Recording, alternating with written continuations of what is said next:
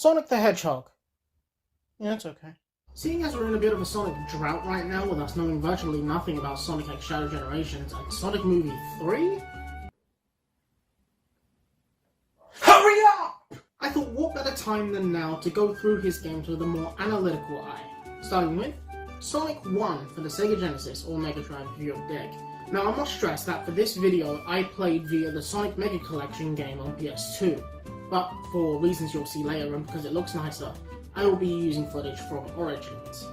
Also, I don't have a console recorder, so just keep that in mind that whilst you're seeing this one, in reality I was playing this one. And if I say something that doesn't quite match the footage you're seeing, that's why. Before we get to the game though, one thing I do like to do when I play a game is not look at the game right away, but actually go through the manual and see what it says about it. So let's take a look. Alright, so here it is, and for this video we'll just be looking at the Sonic 1 portion of the manual.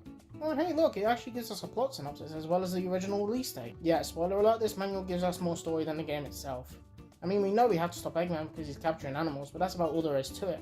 Then again, there's not really that much of a story here to begin with. I mean, it was 1991, so it's hardly the grandiose stories we get in games like Unleashed or Frontiers. But it is nice to know that there's some thought being put into the story, if not much. Right, what else is there? Oh, there's a list of the items you'll come across in the TV monitors throughout the levels, like the extra life, the invincibility, and the Super Ring Monitor? Is that what it's usually called? Because I've always just called it the Ring Monitor or the 10 Ring Monitor. But apparently it's called the Super Ring Monitor? Let me know in the comments what you call it, because that's the first time I've heard of it called the Super Ring Monitor. It's just weird. Anyways, I'm getting sidetracked, so let's look down here at the special secret zones. That's right, before Sonic 2 introduced special stages, we had the secret zones. Why that name? A giant ring appears after you take 50 rings to the end of the stage, which in the first levels you'll probably manage to do, so it's hardly a secret. Once you know, you know. Either way, it tells you that your aim is to get the Chaos Emeralds and avoid the gold blocks. Gold blocks.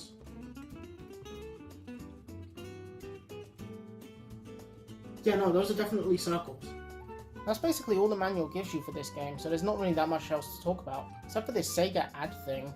I mean, it shows off other Sega games like Super Monkey Ball, Spartan Total Warrior, and World Snooker Championship 2005? Okay. It also mentions Sonic Riders and Shadow the Hedgehog, but not Sonic Heroes for some reason. Guess they knew how bad that game was even then, huh? And that's about it when it comes to the manual. So now, let's finally get into the thing you've been waiting for. The one and the only Sonic the Hedgehog! No! Sonic the Hedgehog! Not that one either! Sonic the Hedgehog, which after a nice looking and sounding intro screen, sends us directly into the first level of Oh God No. I get it, it's Sonic's first level and it's as iconic as the character himself, but I swear to God, if I see Green Hill with one more Sonic game, I'm gonna scream! Either way, we're here and running really slowly. Now, as I said, I am playing this through Mega Collection, and if you can't tell by my brilliant smile, I'm British. So that means my game ran slow throughout the entire experience due to PAL hardware. So although what you're seeing is this, it felt more like this.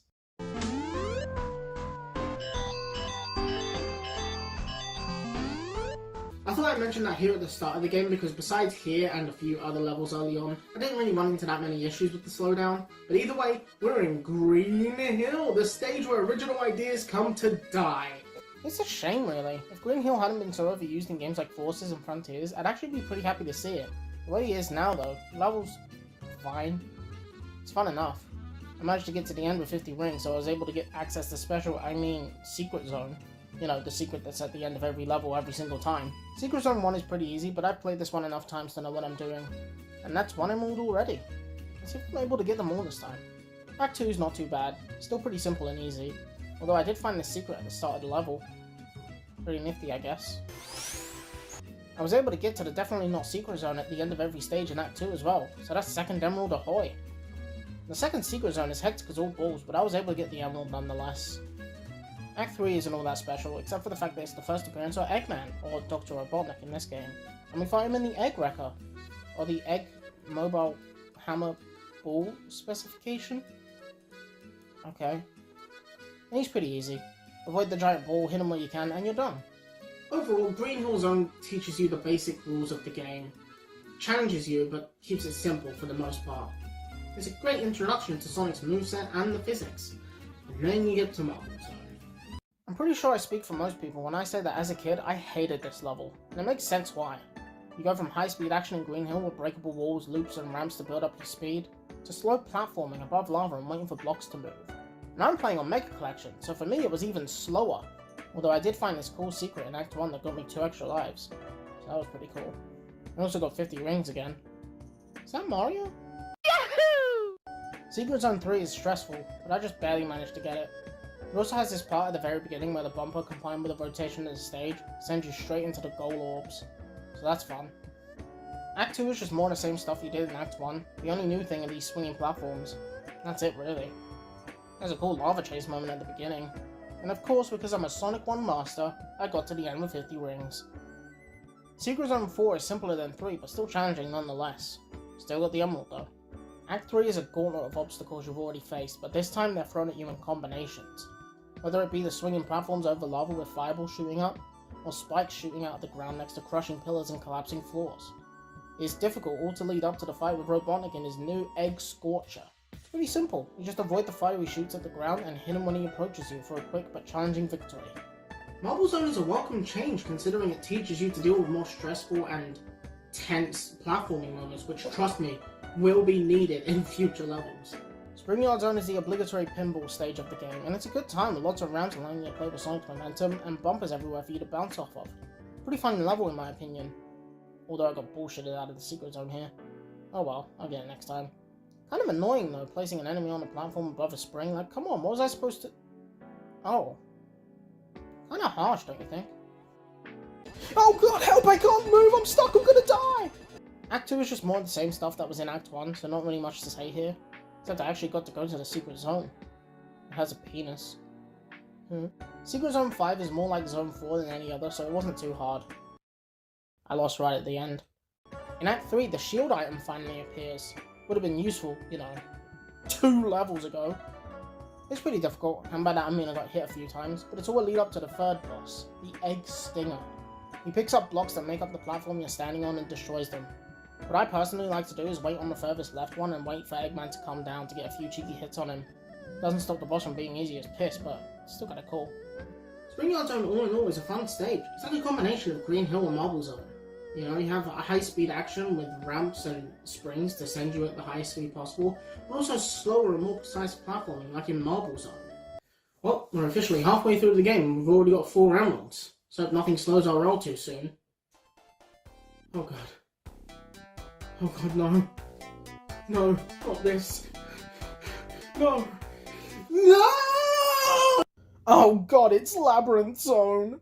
If there was a singular level in all of gaming that defined childhood trauma, it's this one. Remember what I said in Marble Zone about it teaching the player about stressful and difficult platformings that would be needed in future levels? Yeah, this is the one I was talking about. It has it all. Enemies that jump out of the ground, spears that extend from the walls, floors and ceiling, and of course, slow movement in water and drowning. But lucky for you, I'm the self-proclaimed Sonic 1 master, so I know a secret to make this level shorter. All I have to do is jump here, kill these enemies, push the button, use this platform to go up, avoid the spikes, and voila! A secret platform has appeared for me to ride. Unfortunately, I wasn't able to get 50 rings through this path, so there goes the emerald yet again. And sadly, there's no cool path for Act 2, so I have to do that one the normal way.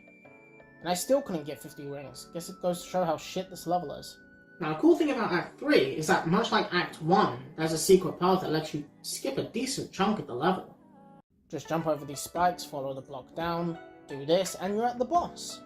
Well, I suppose it's less of a boss and more of a chase against the Eggmobile, as water slowly rises and spikes and fireballs come out of the walls.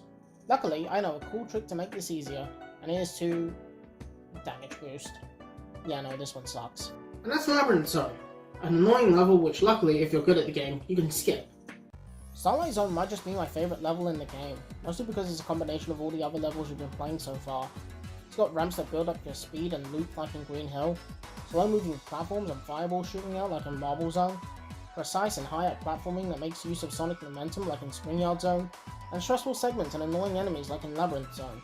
You actually can't kill any of the enemies in this zone, so your best bet is to run past them and just get to the end, which I managed to do, and for 50 rings no less, so let's see if we can get that emerald.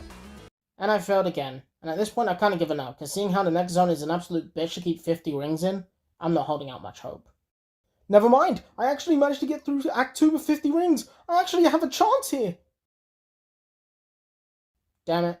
And here we are with the penultimate boss, the Egg Spider. And this one's tough, because it requires you to do something that not many Sonic fans like to do. Think. It's pretty easy nonetheless. And we're finally here at Scrap Brain Zone. Wow, we got here really quickly. And let me tell you man, this stage has it all. Traps galore, unkillable enemies, and spinning platforms, just to say a few. It really keeps you on your toes for the entirety of the level. I actually managed to keep 50 rings through this level, but for some reason the secret ring didn't show up here, so I guess I can't get any emeralds. Act 2 is really hard, with saw blades, treadmills going in both directions, fire shooting out of the ground, and electricity to watch out for. But I managed to get through it all without dying, so that's cool. You actually get a cutscene after this level, showing Eggman pressing a button and dropping the floor from beneath us, plunging us into Scrap Brain Zone Act 3. Or as I call it, Labyrinth Zone Act 4. But much like Labyrinth Zone Acts 1 and 3, there's a secret path that lets you skip a decent chunk of the level. All you have to do is hit this button and spin underneath here, go through this difficult path, and boom, you're done. The entire last level of the game is done in just about a minute. What is this, Sonic Forces? And here we are in the final zone. We have no rings and we're pinned against the Egg Crusher. You have to look for Eggman in these, crushers, while avoiding these electric balls, and it's pretty tough. After a few rounds of that, we beat Eggman and send him to the inevitable sequel and finish the game. You know, I actually didn't used to like this game all that much. I mean, compared to Sonic 2 and 3, it was easy to see this game as the neglected child that Sega didn't care about too much. But through me playing this again and making notes for this review, I've got a new fondness for this game, and I actually wouldn't mind playing it again sometime. Maybe I'll actually be able to get all the emeralds. But before we go, I would like to just take a tiny bit of your time more to talk about something I've neglected to mention until now. The music. Green Hill Zone, if it hadn't been done to death by now, I would have said it's pretty good, but nowadays it's just okay. Nothing to write home about, but a good song to start off the game. Marble Zone is really weird. Not only is it a slower pace, much like the level itself, but it also sounds sort of ancient? Which I guess matches the theme of the level, and considering the composer only had images of these stages to go off of, I guess it kinda makes sense. Springyard Zone is amazing. It's such an upbeat and energetic song, and I guess for the first pinball stage in the series, it matches quite well. Not much to say really, just a really good song for a really good level. Labyrinth Zone gives me PTSD. I mean, it's good, and it matches the theme of the level and the underwater ruins aesthetic pretty well. And I think I speak for all Sonic fans when I say I don't like this song. Also, Radical Soda has forever ruined the song for me, so thanks a lot. Starlight Zone is the best song in the game. It just so happens to go with the best level in the game. Yes, I said it, fight me. And it matches with the starry landscape perfectly, with its almost magical sounding music. Overall, it's fucking brilliant, what can I say? Scrap Brain Zone really emphasizes that it's the final level. It's much more intense and heavy as a song, and it really matches the theme of the final level. It adds an element of urgency to the stage, as if it's telling you to hurry up or it's game over. All in all, a really good song to wrap up your main level themes. Final Zone lets you know it's the final boss by taking the same instruments used in the regular boss theme and remixes it into a song worthy of being the finale. And that's about it for Sonic 1. Compared to its older brothers, it falls short, and it's clearly the worst of the original classic games. But I would recommend it for anyone who wants to get into Sonic. Then again...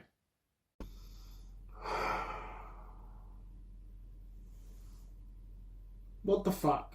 Ladies, gentlemen, and all they thems out there, today we are going to be playing Shantae. Now, I don't actually know what originally drew me to Shantae. Maybe it was people requesting her in Smash Bros, or maybe it was just because I wanted to play different games. Actually, funnily enough, it was Sora's inclusion in Smash that made me want to play Kingdom Hearts in the first place, and now it's one of my favourite series of all time. Hope for a similar story here. Before we get to the game though, there's actually an extras menu where we can see concept art, which we can move around for some reason. Goodbye Shantae. Level designs which are massive. Wait, is this a Metroidvania? If it is, then I'm not sure about it because I haven't played many Metroidvanias in the past. And character designs which we can zoom in on. I wonder why. Anyway, let's stop looking at that and get into the game. And where better to start than with the story. Our story starts in the peaceful oceanside village of Scuttletown. That is, until one day when the town is suddenly attacked by pirates. It's here we meet Shantae herself, who is the half-genie guardian of Scuttletown, who heads out to protect the town from this threat. After this, we're immediately thrown into gameplay as we need to cross the bridge to Scuttletown, whilst avoiding these falling cannonballs being shot at us by the ship in the distance. And it's pretty simple. I only got hit a few times because I was still figuring out the controls, and this part where the cannonballs destroy parts of the bridge could catch other people off guard, but I managed to get through it. After this, we get a small cutscene introducing us to the main villain of this game, Risky Boots, the lady pirate, and she intimidates Shantae by calling her a scrawny kid and not a real genie, and runs off, to which we give chase.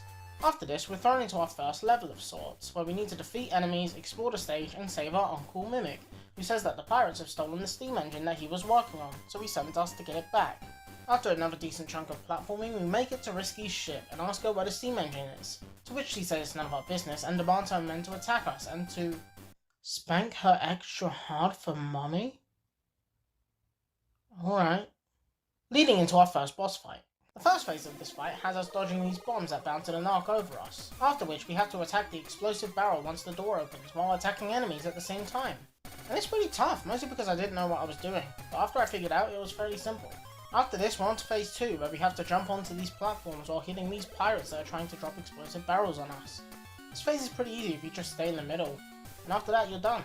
A pretty simple boss, and a pretty simple level to go alongside it. After this, we get a cutscene where Risky says she was going easy on us this time, but next time she'll be unstoppable. She then does an impression of Santa Claus and leaves. This story's pretty cool, and I can't wait to see where they take it in the future. We then get a cutscene of Mimic telling us how we made the steam engine, and that he was almost done until Risky attacked. Then we get the idea to go to Watertown, because it seemed Risky was going in that direction. But before that, we're told to go to the save room in town to save our progress. And oh my god, this hub world's amazing. I don't think I've ever seen a Game Boy game do something like this. It uses 2D sprites and a looping background to emulate 3D visuals, and make it look like Shantae is actually in the town and there are buildings around her. So I went into the save room to save my progress like I was told to do, but I actually decided to check out the other buildings before I left. The bathhouse is where you can restore your health back to full, kinda like a Pokemon Center in a way. Then there's the upgrade shop that lets you buy different upgrades and potions, which I couldn't buy any of because I'm broke. The dance parlor that we can't do anything in because it's not nighttime, and the Warp Squid Hut where we meet this squid who has lost her babies and needs us to bring them back. After this, we head outside of Scuttletown and make our way to Watertown. And it's right here where everything starts going to shit. This might just be the most annoying and frustrating game I have ever played. I mean, first of all, there's Game Boy Screen Crunch in a platform. Yeah, great idea, guys, because now I can't tell when there's anything below me when I jump, causing me to die because apparently a magic half genie can't handle a bit of wet. Secondly, these enemies are so annoying to deal with when all you've got to fend them off is a hair whip attack.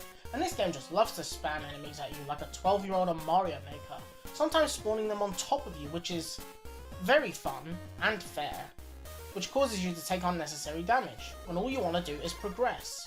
I mean, look at these enemies that spawn exactly where you need to be jumping. It's bullshit. Thirdly, these level designs in between each town are so goddamn bland. I get it, it's the Game Boy Color, but even Super Mario Land made it look like I was in a castle or underwater or something. This is just a tree on the color green or a generic desert. There's nothing else here. Also, look at this. I jump at this wall and I can't go through it. But then I jump at this wall that looks fucking identical and I was able to go through it. You can't do that, game. Is it a wall or isn't it? It can't be both. That's just bad game design. This also brings up a question that I've been meaning to ask for some time now. Why was every single game in the NES/Game Boy era so unneedlessly difficult? Zelda 1, Contra, Battletoads, Mario The Lost Levels. Why was every game in this era so annoyingly difficult? Did Nintendo think that hard games would bring in more buyers? Did they think it was funny? Well, it's not! And guess when this game came out? No, I did not make a typo. Oh wait, I did. 2002! To put that into perspective, the PS1, PS2, original Xbox, N64, and Super Nintendo were all out by this point, but for some unknown reason, WayForward, in their infinite fucking wisdom, decided to make a game for the Game Boy Color. Why? Was it cheaper to make, or were WayForward just delusional? Like, why not make an NES or SNES game if you want to work with Nintendo? And what was so appealing about the Game Boy Color specifically?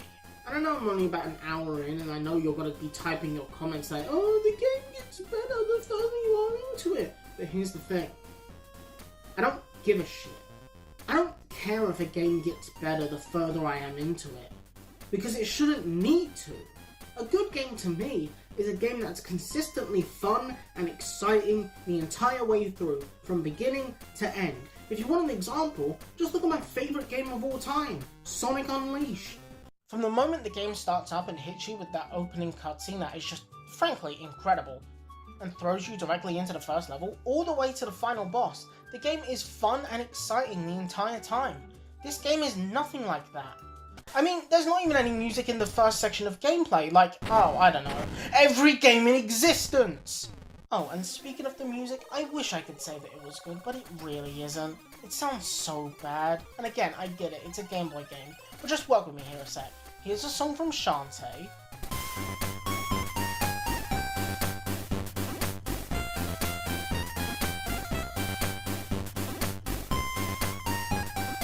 And here's a song from Mario Land, which came out 13 years prior.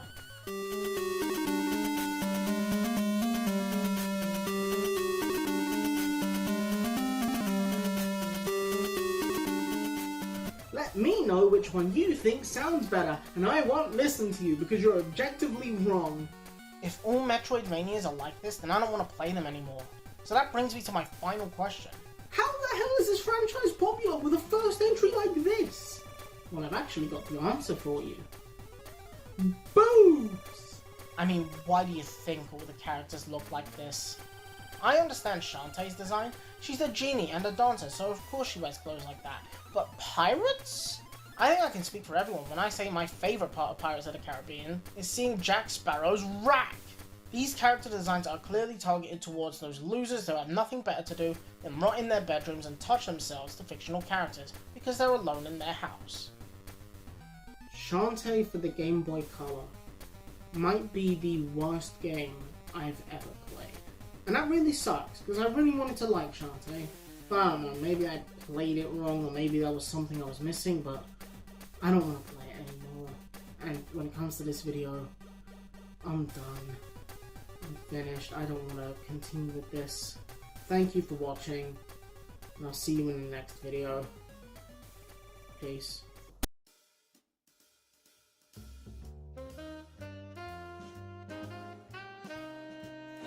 I don't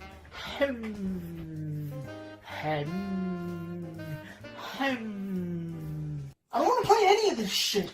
I'm getting a drink.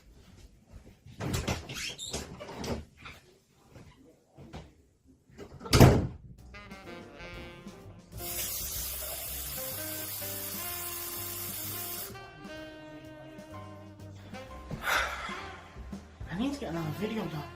There's so many games to choose from. What should I do? That's it! I'll use a random number generator. Alright, let's see here. 15. Alright, which one's that? Cuphead. I mean, it interests me. I have been wanting to play it for some time, but it's not the kind of game I want to spend the third video on. I want to save it for the future. Try that again. Right, what else is there? 4. Okay, what's that one? Mega Man. I can work with Mega Man. Yeah. Okay, Mega Man it is. Let's go. You know what? I'm actually really excited for this. I've always wanted to get into Mega Man ever since I saw it on, I think, Game Grumps or something. And what better time than now for a review? And it should be fairly short as well. I mean, it's an NES game, so it shouldn't be too long. Either way, let's do this.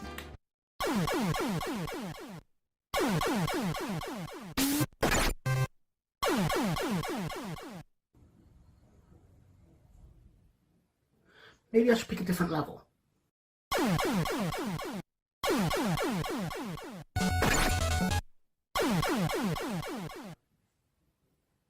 So Cuphead then. Now funnily enough, that little intro skit wasn't fake. I genuinely was going to look at Mega Man 1 next after Sonic and Shantae, but oh my god, how did they sell that to kids? I would consider myself fairly good at video games, but holy shit, I played for an hour, and I couldn't get through any of the levels. But I don't know, maybe it's the levels I chose or something, but I just couldn't make any progress. I'll look into it, and maybe I'll return to Mega Man in the future, but for right now, we're playing Cuphead. Now, funny story, when this game was revealed and then initially released, I didn't care all that much.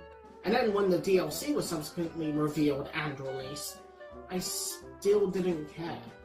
It wasn't until my brother let me play a little bit of it on his Xbox, I think I played like the RWBY pack or something, where I got a hands-on opinion of this game itself, and holy crap, how did I miss out on this? I knew that when I played it then, that I needed to do a review on this game, and well, here we are. And what better way to start then, with the story. Our story starts in Inkwell Isle, with our protagonists Container Face and Beaker Boy being watched over by the wise Elder Kettle. And suddenly, as they're trying to catch butterflies, they end up at the Devil's Casino, which is on the entire other end of Inkwell Isle and past the circus, so how they managed to get here so blissfully unaware, I guess we'll never know. And of course, since they're at a casino, they indulge in some child-friendly gambling, and they find themselves on a winning streak. That is until the devil shows up and makes a deal with our heroes, and if they lose their next roll, he'll have their souls. So Cuphead, in his infinite wisdom, doesn't decide to quit while he's ahead, but rather accepts the devil's deal, and what happens? He loses. Facing the consequences of their own actions, our heroes beg and plead for their lives, saying there must be a way they can repay him. To which the devil says there actually is, and all they need to do is collect the souls of the devil's runaway debtors, and he might pardon them. Gambling. Don't do it, or you may be forced to kill. This story is a fun time, and it's a good introduction to our protagonists, antagonists, and the world as a whole. After this, we get a little tutorial showing us the basics of the gameplay, and it's pretty easy. I don't know anyone who'd struggle on this.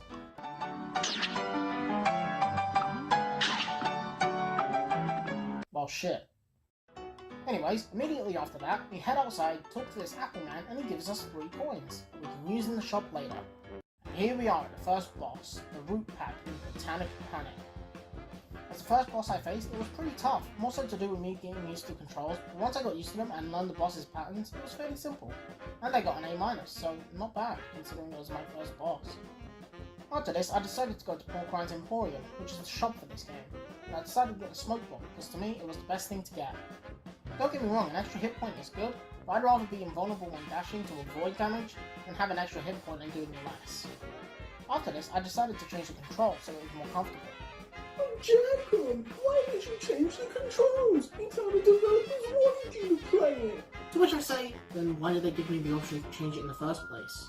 And 2, this game has what I like to call face button syndrome. You see, every action that Cuphead does besides switching weapons and knocking on is done with the face buttons, with jump obviously being on X, shoot being on square, the X shot being on circle, and dash being on triangle. You know what that leads to?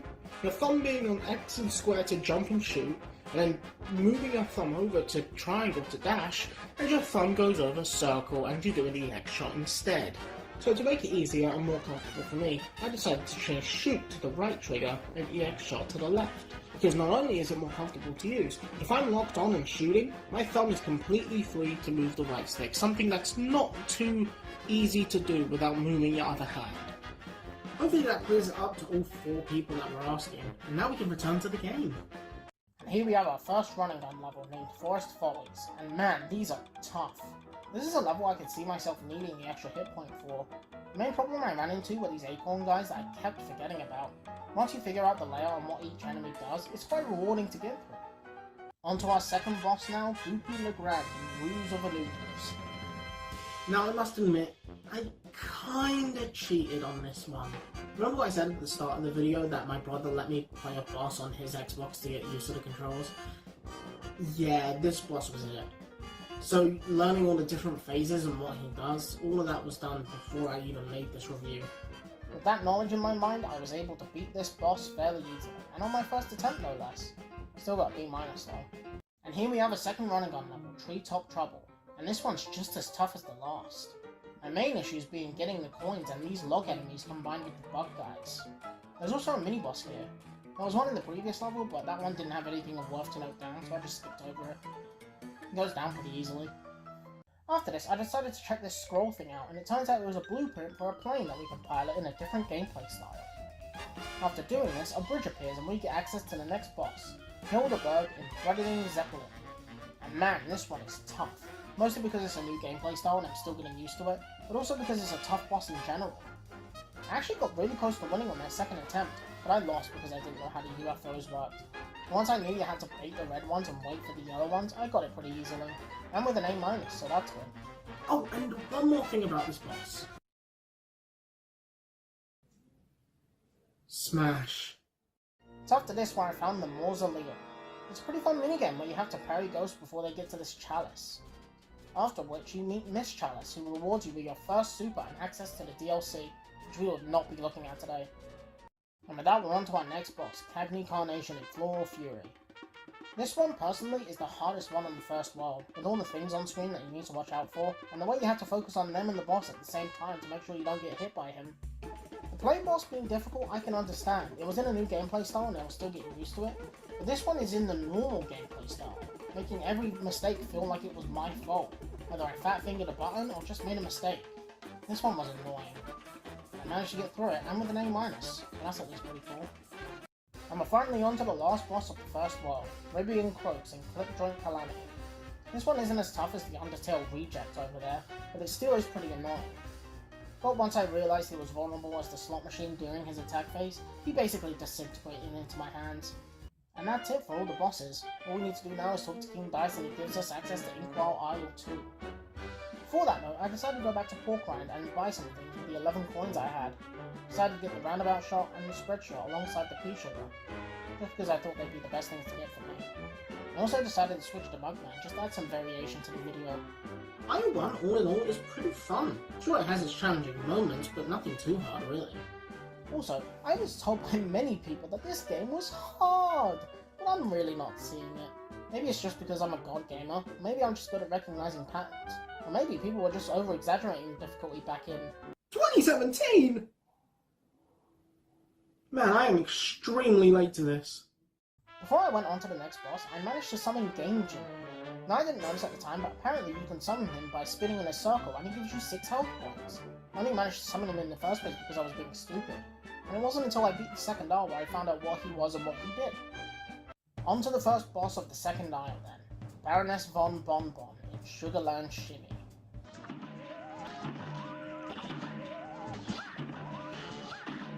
Me and my big fucking mouth. This boss is annoying. It starts with you fighting 3 waves with different enemies. There's the Jawbreaker, the Muffin, the Gumball Machine, the Waffle, and the Bane of My Existence. You have to fight at least 3 of these every single attempt, all while these jelly beans run across the floor, forcing you to jump over them. Despite all these things though, it is pretty simple to get them all down, so here are my tips for dealing with each of them. The Gumball Machine is actually fairly simple to deal with. You see, if you stand far enough to the left or right of the screen, he actually can't attack you himself, meaning all you have to do is avoid his gumballs and jump over the jelly beans. By far the simplest one. The Muffin is just as simple. Just keep track of where he's going, avoid the shockwave of cream, and you're golden. Think like Goopy the Grand. It's basically the same thing. The Waffle is difficult for 2 reasons. 1, his attack pattern of shooting 8 pieces of himself out in a straight line, and 2, his awkward flight pattern that puts him in weird angles, causing his pieces to go at a weird angle. But if you can deal with that, you should be fine. And finally, the Candy Corn. Now this one I think might be one of the easiest ones to do, because the solution for him is actually kind of simple. You see, all you have to do is wait for him to come out of the castle, and as soon as you see him, you pause and hit retry, because I'd rather die than try and figure out his patterns. After you've dealt with them, you're on to the final phase of the fight, where she sends out rolling peppermints and her own decapitated head to attack you. But if you can avoid those and you have the boomerang shot, you should be fine. And we're done! A semi-tricky boss to start off the world, but then again, maybe I just picked a really hard one to start off with. I'm sure not every single one of them is that hard. Anyway, on to the next one, Beppy the Clown in Carnival Kerfuffle.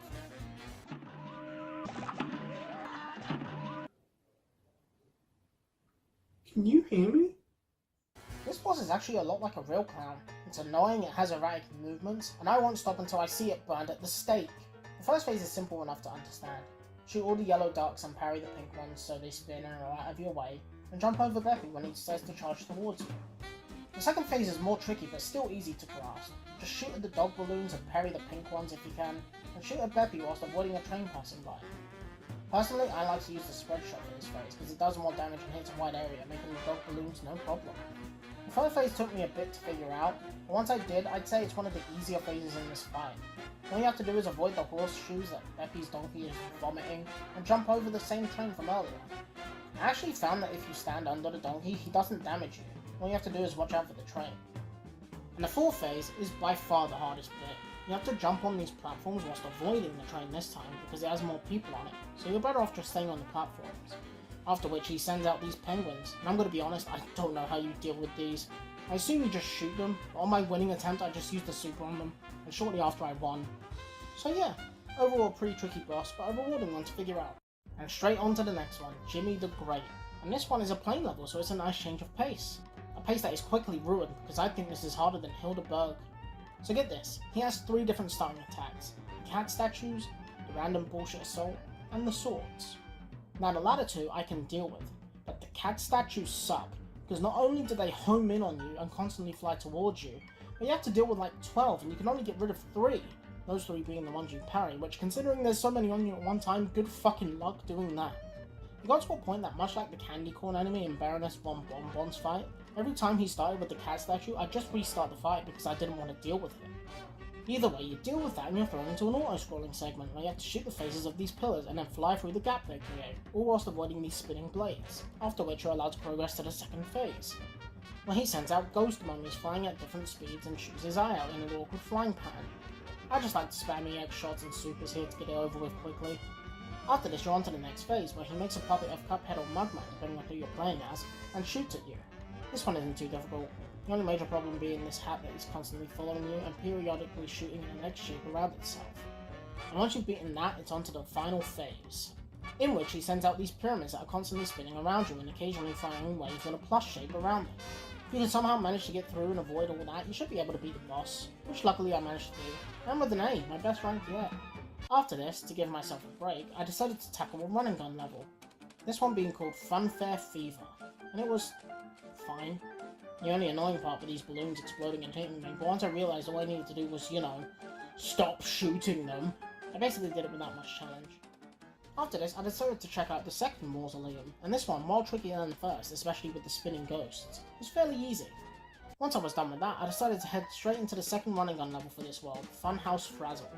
And this one is the worst one so far, mainly due to the gravity mechanics, but also the cavalcade of crap being careened towards your cranium. It took me about 25 minutes to finish, but I did it. But no more like that, please. I don't know if I can handle it. After that, and a bit of a break, I took on the next boss, Wally Warbles in Aviary Action. And this one is by far, undeniably, the #1 easiest. Yeah, I didn't have a problem with this one. That was all to set me up for the final boss of the world, and little did I know that this boss would test my limits no other boss had done before. It would put me through all the stages of grief and drive me to the point of insanity, so much so that I was considering stopping and scrapping this video altogether. Grimm Matchstick in Fiery Frolic! Where to begin with this one? I mean, it starts with him shooting 2 sets of 3 rings at you, the last of which you have to parry. Except no, because every so often, and for seemingly no reason whatsoever, you can decide to shoot 3 sets of 2, or even 2 sets of 4. So you better make sure you're keeping track of that whilst shooting at him, whilst also platforming above clouds that the rings can go through. After that, you have the fireballs, which move in a wave pattern starting from the top and the bottom, and even doubling up in the middle. Seems simple, right? Except, what's that? Right, it's this smelly lizard's tail, and it will shoot up wherever you happen to be standing, boxing you in so you can't run away. After that barrage of bullshit, we're on to phase 2, where he opens his mouth, unspools his fire hose tongue, and a fire marching band starts walking along it. But every so often, a few of them jump up to attack you, so you need to dodge, while shooting at the dragon, whilst again platforming on clouds. But Jamcon, I hear you asking, what about the attack patterns? They must be easy so you can react in time. To which I say, bitch, what attack patterns? It feels like complete chance whether or not they feel like jumping. One attempt you could have a decent attack pattern where they jump one at a time and leave a gap so you can calm down.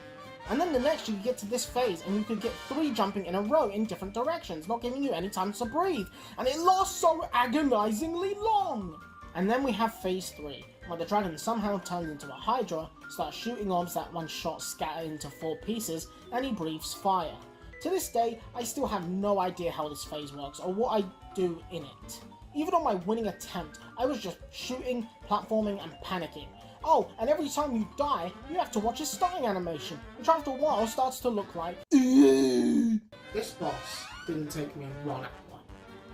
It didn't take me 2, nor 3.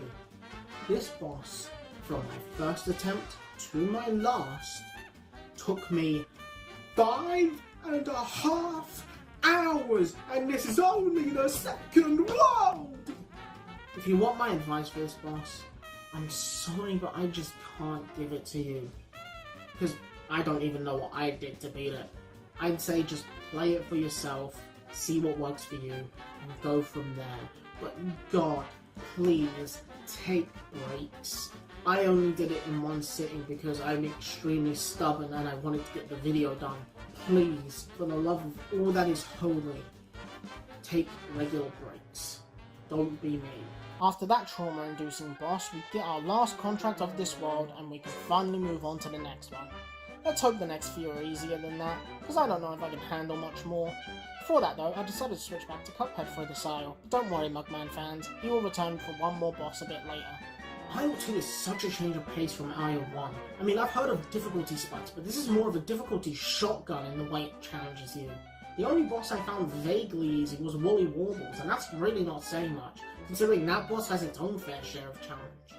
Our first boss of this aisle is Rumor Honeybottoms in Honeycomb Herald, and thank God this one's pretty simple. It starts with you needing to fend off this bee policeman, while he throws out ticking time bombs and send out stingers in every direction when they explode. After which, the queen herself comes down and can do one of 2 things. She could either 1, start in the middle and send out bullets that you need to jump or duck to avoid, or 2, start at either side and send out pink spheres and triangles that you have to parry for a short time before they leave. After this, she decides to do the logical thing for a queen bee to do when they are threatened, turn into a plane and shoot fists at us. She also has these saw blades, which planes definitely don't have. I mean, it would have been simpler to have her shoot stingers out of the plane's guns. Giving her saw blades is kind of like giving a pirate ship a giant laser attack. Oh. Either way, you avoid all that and you're basically done. The only difficult thing about this boss is the platform RNG. After this, I decided to take on Captain Briny Beating, shooting and looting. And this one was actually pretty simple. The only real problem for me being this barrel that drops down. Every so often I just forget that it's there and get hit by it. Other than that, there's not much to talk about. After this, I went headfirst into the next boss, Dr. Carl's robot in Junkyard Jive. And this one. I mean, where to begin with this one? First off, it's a plane level, and you all know why that's a problem from the previous ones. Secondly, it starts with you needing to focus on 3 different hit points all at once while they're attacking you. There's the laser on his head that you have to avoid by paying attention to his trajectory line. There's these cylinders that come out of his chest and shoot light out of the top and bottom of themselves that you have to parry to get rid of. Then there's these ships coming out of his stomach that fly in lines that you need to shoot to destroy. Oh, and did I mention that once you've dealt with these attacks, he has secondary attacks for each one? You get rid of the laser, he shoots nuts and bolts out of his mouth in a spread pattern. You get rid of the cylinders, he uses his arms to put a magnet behind it hindering your movement, or he can move his arms through the screen, cutting the area you can move in half. You get rid of the ships, and you get these slow-moving and wide-exploding bombs, and trust me, by the time you beat this boss, you will be all too familiar with these bombs. Also, did I mention that this is the first phase? After you've dealt with all of that, you're on to the second and shortest phase of the fight, where you have to hit the flying head of the robot whilst avoiding the aforementioned bombs. Now the annoying thing about these bombs is that you have to shoot them to make them explode as they come in from the left and right, and if you haven't noticed, Cuphead's plane doesn't turn around. So this leads to you circling around the bombs on the left to shoot and destroy them. But as I mentioned, they like to follow you, so this leads to many moments where you circle around them, but because of the way they move, they can turn to face you and you can accidentally hit them, causing them to explode, which happened way too many times for me to count. If you can somehow get through that without dying, you're on to the final phase of the fight, which just so happens to be the remaining 90% of this fight. He only has 2 attacks, both of which being basically identical, so it's pretty simple. You can either shoot red projectiles at you or blue ones. The blue ones move quick, but the spaces in between them are wide enough, so it's not really that much of a problem. The red ones move slightly slower, but to compensate, the spaces between them are made way smaller, making it way harder, all while having to avoid touching these electric walls so you can't stick to the top left or bottom left on this one. Well, this wouldn't be an issue, but again, it takes up 90% of the fight and chances are you'll be doing this for about a minute. Oh, and need I remind you that if you die on the last phase because of something you didn't have enough time to react to, you're back to the beginning and are forced to do all the annoying phases just for the chance to try it again. I couldn't do this one, and trust me, I tried, but small mistake after small mistake, it kept on piling up until I couldn't bear it anymore. I exited the level, summoned Game Jimmy, and went in again with double the hit points. And even then, I was just barely able to do it. This boss was the worst one of this world, which is a good thing because most of the bosses from here on out get way easier and simpler to beat. A good example of this being Sally's stage play in Dramatic Fanatic. Her first phase has pretty simple attacks which are easy to avoid, the only one of note being the one where she drops down from the top of the screen wherever you happen to be, and a quick dash will help you avoid it. The second phase, while being more hectic, with more things to watch out for, isn't too hard. The only problem here is the toy cars that you need to jump over and then avoid when they drop down from the top of the screen. The third phase has a very full Final Fantasy as she starts casting spells like Meteor, Thunder, and Big Wave. It's pretty simple nonetheless. And phase 4, where you have to avoid her umbrella that's now acting like a spinning top, and dodge roses coming from above screen, some of which you can parry. Overall, pretty simple boss. After this, I felt like I was on a bit of a winning streak, so I decided to take on yet another boss. This one being Werner Werman in Marine Corps. This one's pretty difficult, but nothing I can't handle. He starts by either launching an assortment of garbage at you, some of which you can parry, or launching exploding cherries at you. But the explosion sends a wave of fire towards you, so make sure you jump over that. After that, you're on to phase 2. Yep, that's the entire phase. Take notes, Dr. Carl. Botnik. Pingers! Phase 2 has you jumping to the top level or dropping down to the bottom level to avoid the fire you shoot out, all while avoiding these saw blades made out of bottle caps. Now correct me if I'm wrong, but isn't this the first time that we've needed to use the drop-through platform mechanics on a boss? And if it is, that's weird, because after this it never comes back. Makes you wonder if they programmed more bosses with that mechanic in mind but eventually scrapped it. After this, we're on to the third and final phase, where the cat that's been staring at us in the background this entire time bursts through the wall and attacks us. He only has 2 attacks. He attacks you on either side of the screen using his claw, and all you have to do is go to the opposite side and dodge the falling debris. And he opens his mouth, sending out ghosts to attack you that you can get rid of by shooting them. After you've done that and dealt enough damage to the cat, you beat him and reveal it was the mouse controlling the cat the entire time. Pretty simple boss when you figured it out. After this, I decided to take on the first running gun level of this world, Rugged Ridge. And it was actually really difficult, with the go guys throwing their pickaxes like boomerangs, the stone lines that push you back every time they roar, this elevator segment where you have to kill a ton of enemies coming at you, whilst not forgetting to grab this coin, which trust me, is really easy to do. These wall guys that spit oil at you in a weird bouncing pattern, it has it all. I actually found that the best way to get past most of the beginning segment was to use the smoke bomb dash to skip the goat guys. And you can actually use the pink droplet the wall guy sends out to get over him, skipping this segment too. After all that, you end with the chase segment against the Cyclops as you platform your way to victory, which, platforming plus not being able to kill the enemy, yeah, it doesn't really qualify for a run and gun now, does it?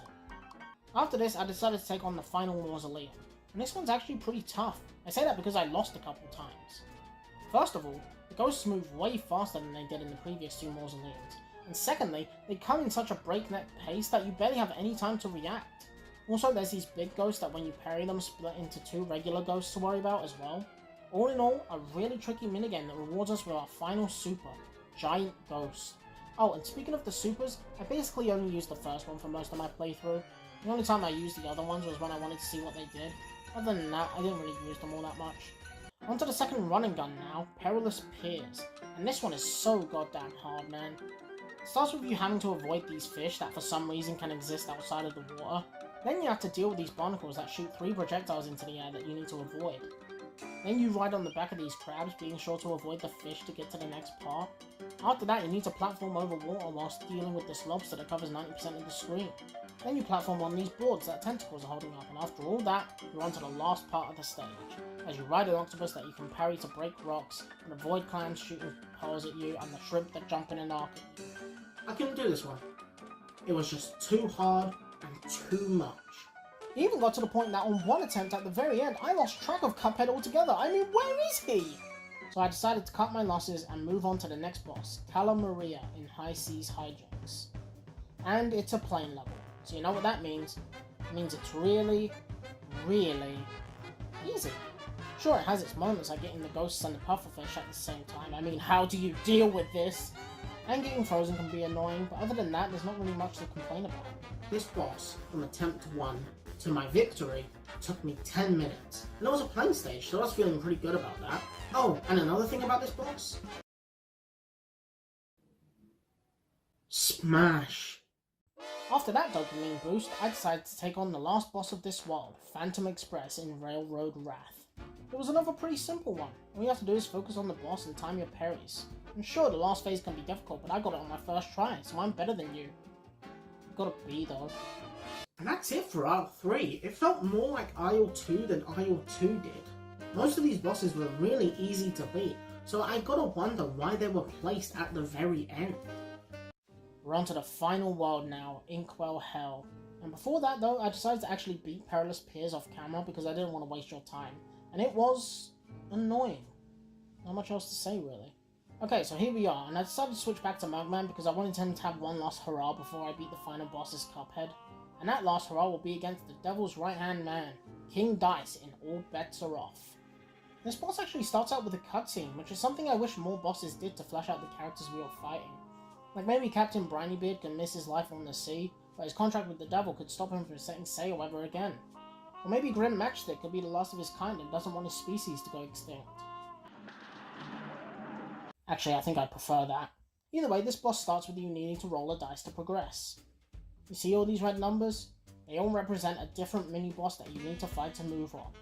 Now this is usually the part where I go into detail about my technique and how I deal with each mini-boss there is, but I don't think I can do that here. There's just so much stuff here that going into detail, we'd be here all day. So I think the best thing to do is show you what I did and hope that you can replicate it when you play it. First I hit a 2 so I could face the stack of poker chips, which is by far the easiest of the first 3.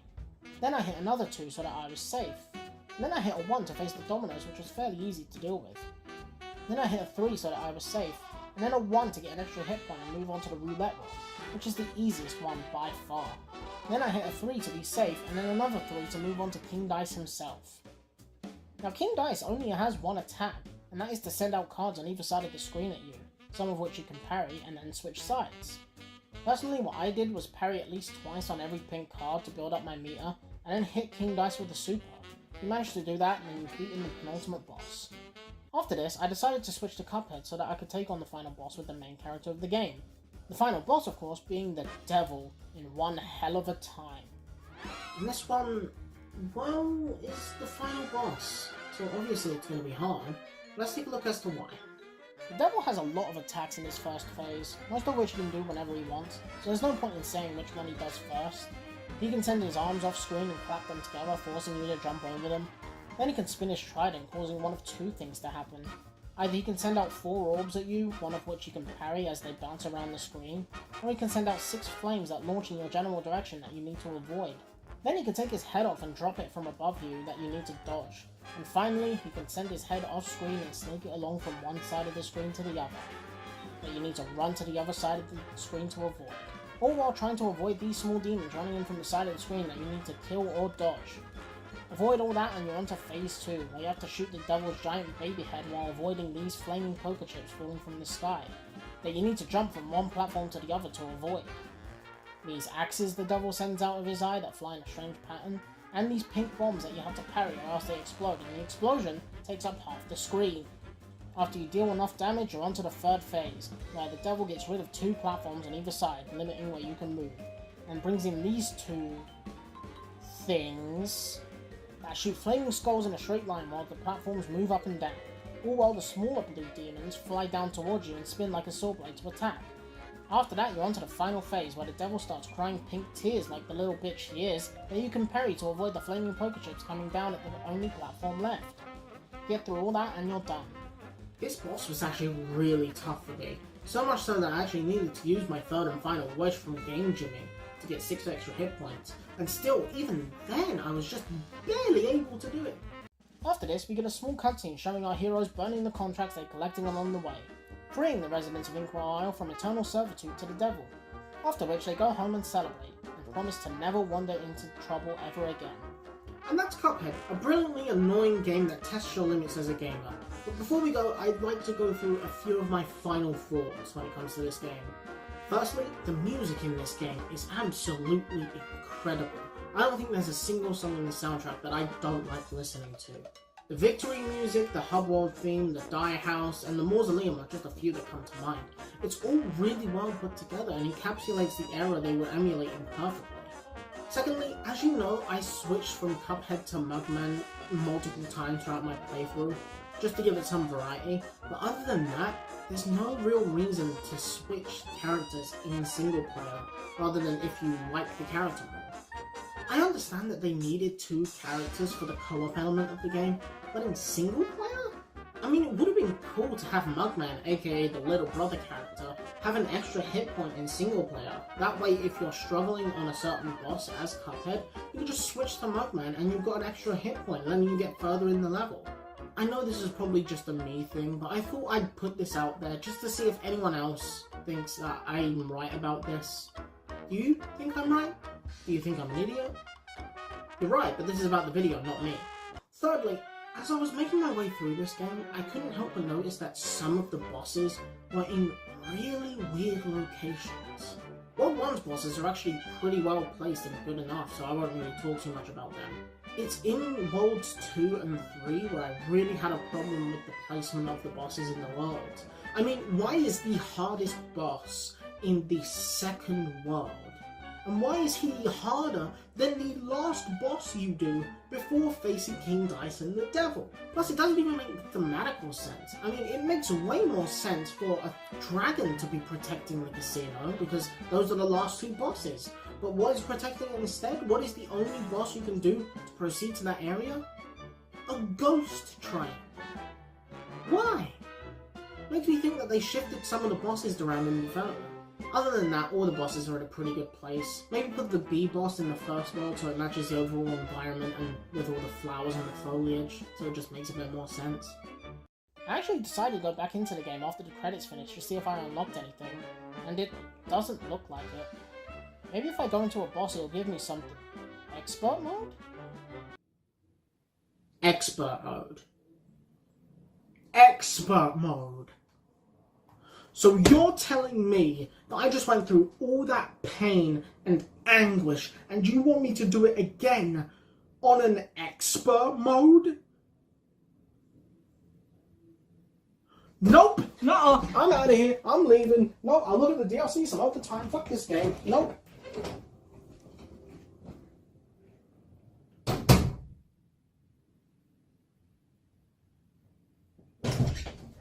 I give this game an 11 out of 10. And that's that. Finally, the Cuphead video is done. I'm really proud of how this one came out, but God, never again. I need a different game to play. Hopefully one that won't make me go crazy. Let's see what there is on the PS Store.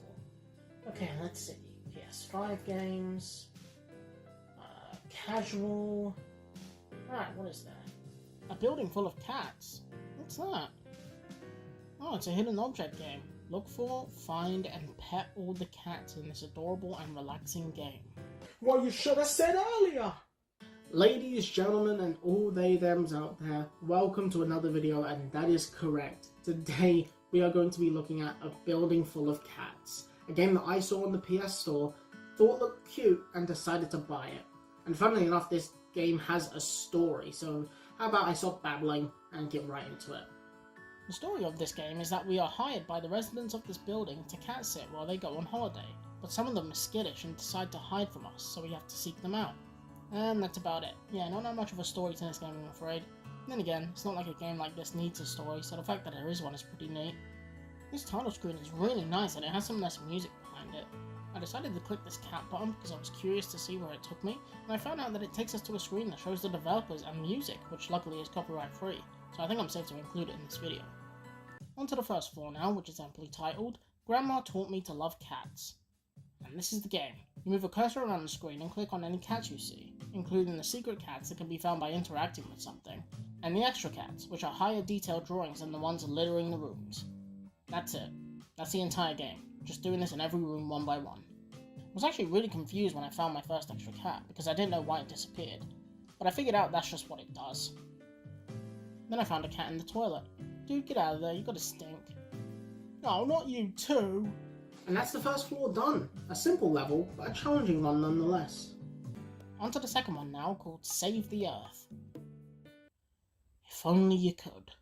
A plant-themed room with cats hidden in the vines, vases, and vents. Among Us! It's simple enough, and I actually got through this one fairly quickly. Directly onto the third floor now, titled Cats Are Mystical. Yes they are. Another fairly straightforward one, but with some cats in some pretty funny places, like a bin, on the moon, stuck in the mirror dimension, and holy shit, is that one dead? Other than that, it was fun. Onto the fourth floor now, and before I get onto that, can I just say how soothing this game is? I mean, as you know, before this video, I had to play Sonic, Shantae, and Cuphead back to back to back. So playing a game like this, even if it wasn't for long, was really nice and relaxing. And the music makes it even better. Most of the music was done or taken from Kevin MacLeod, but the main theme was done by this guy, Jazza, who also produces copyright-free music, so I think I'm safe to put it in this video. Anyway, where were we again? Ah yes, the fourth floor, titled Cats Rock, an art-inspired room with guitars, drawings, and books stringed around the place. I managed to get through this one fairly simply, although I did find this cat in the light, and is he okay? So I'm getting down from there. And with that, we're on to the last one. Wait, hang on, what's this? Stairs? Does that mean there's a secret 6th floor? Oh, now I'm really excited. Either way, this is the 5th floor named Cat Classique, and it is a fancy restaurant themed room, which I think is very nice. It has this wallpaper that as soon as I saw it, I knew there was going to be a cat hidden in it, and wouldn't you know, I was right. I've got you figured out now, game. I'm starting to realise how you think. I also found this cat in a fish tank, and God man, get off of the lid, he's gonna drown! What are you, some kind of psychopath? Other than that, this level was simple enough. Is that a Dragon Ball? And here we are at the roof with more cats to find, and it's here we find a new cat named Fifinio, who has happened to wander onto the roof of this building. And we actually get the option to adopt him. And obviously I said yes, although I do wonder what would happen if I had said no. And after that, the credits roll. Which is kind of annoying. I wasn't done looking for the other cats. But after that, we go back, find the remaining cats, including the ones hidden on the screens, and we're done. And that's a building full of cats. A pretty simple game, but a fun and challenging one nonetheless, and something I would recommend to anybody. It's not that expensive either. And with that, I'm done, and I want to get started on the next video, but I think I need a bit more of a break. So in the meantime, I guess I'll watch something. What to watch though? You know what, let's check Crunchyroll. One Piece? No, too long. Attack on Titan? Not my thing. Huh. RWBY? Why not? I mean, worst case scenario, I don't like it. Let's give it a go.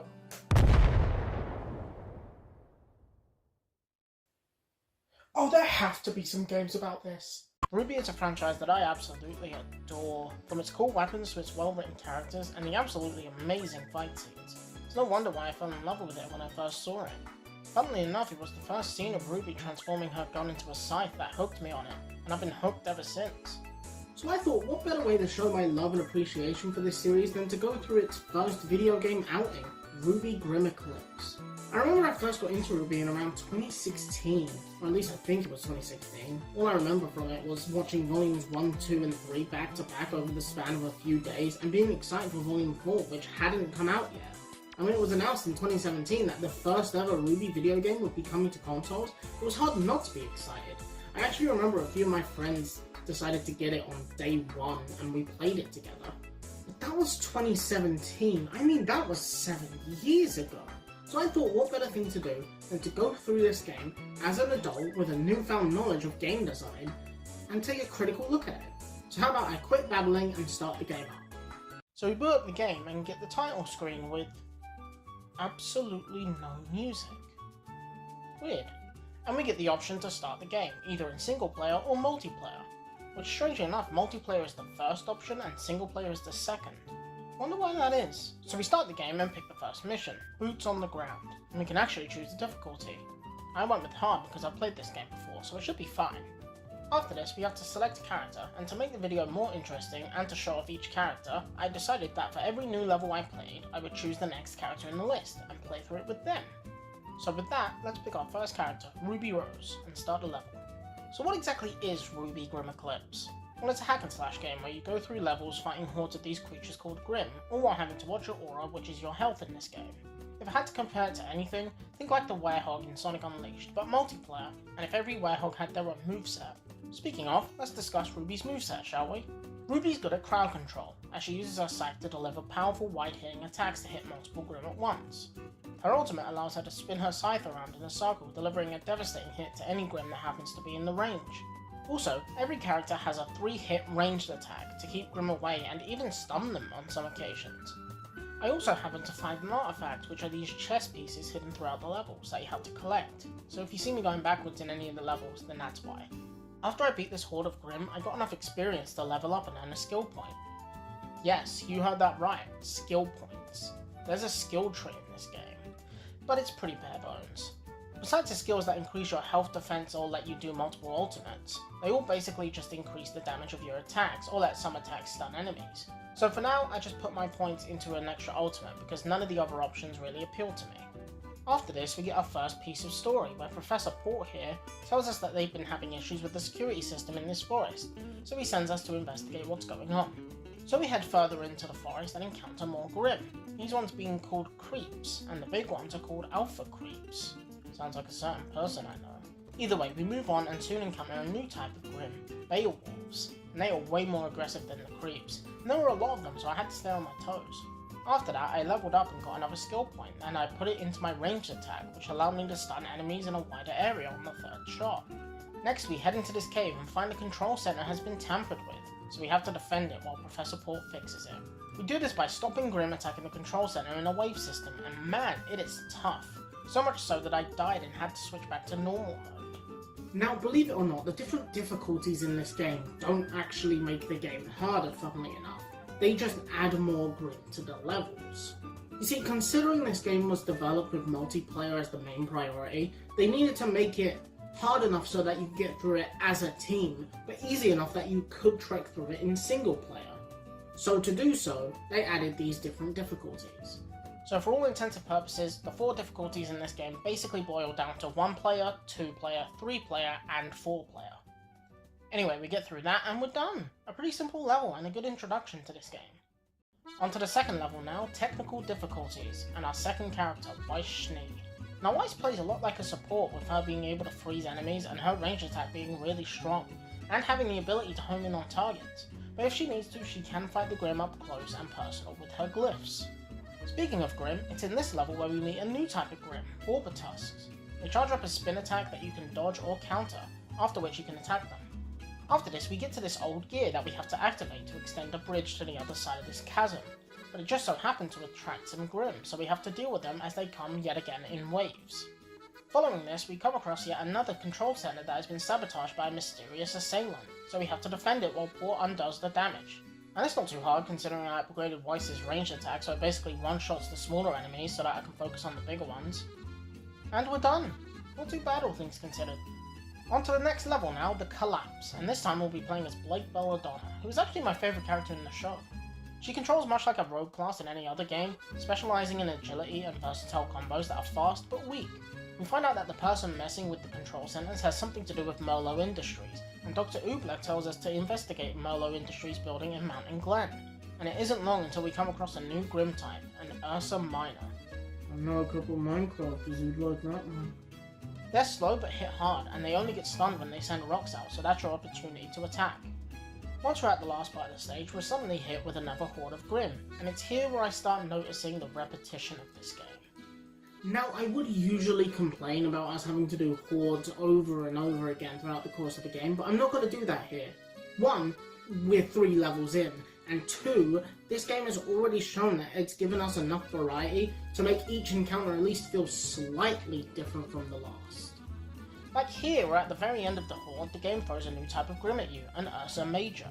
So you have to figure out how this new enemy works and avoid all his attacks, all whilst thinking that if you die, you have to do this entire horde again. So we defeat him, and then suddenly the ground starts to shake, and the Merlot Industries tower falls, causing the floor to cave in beneath us.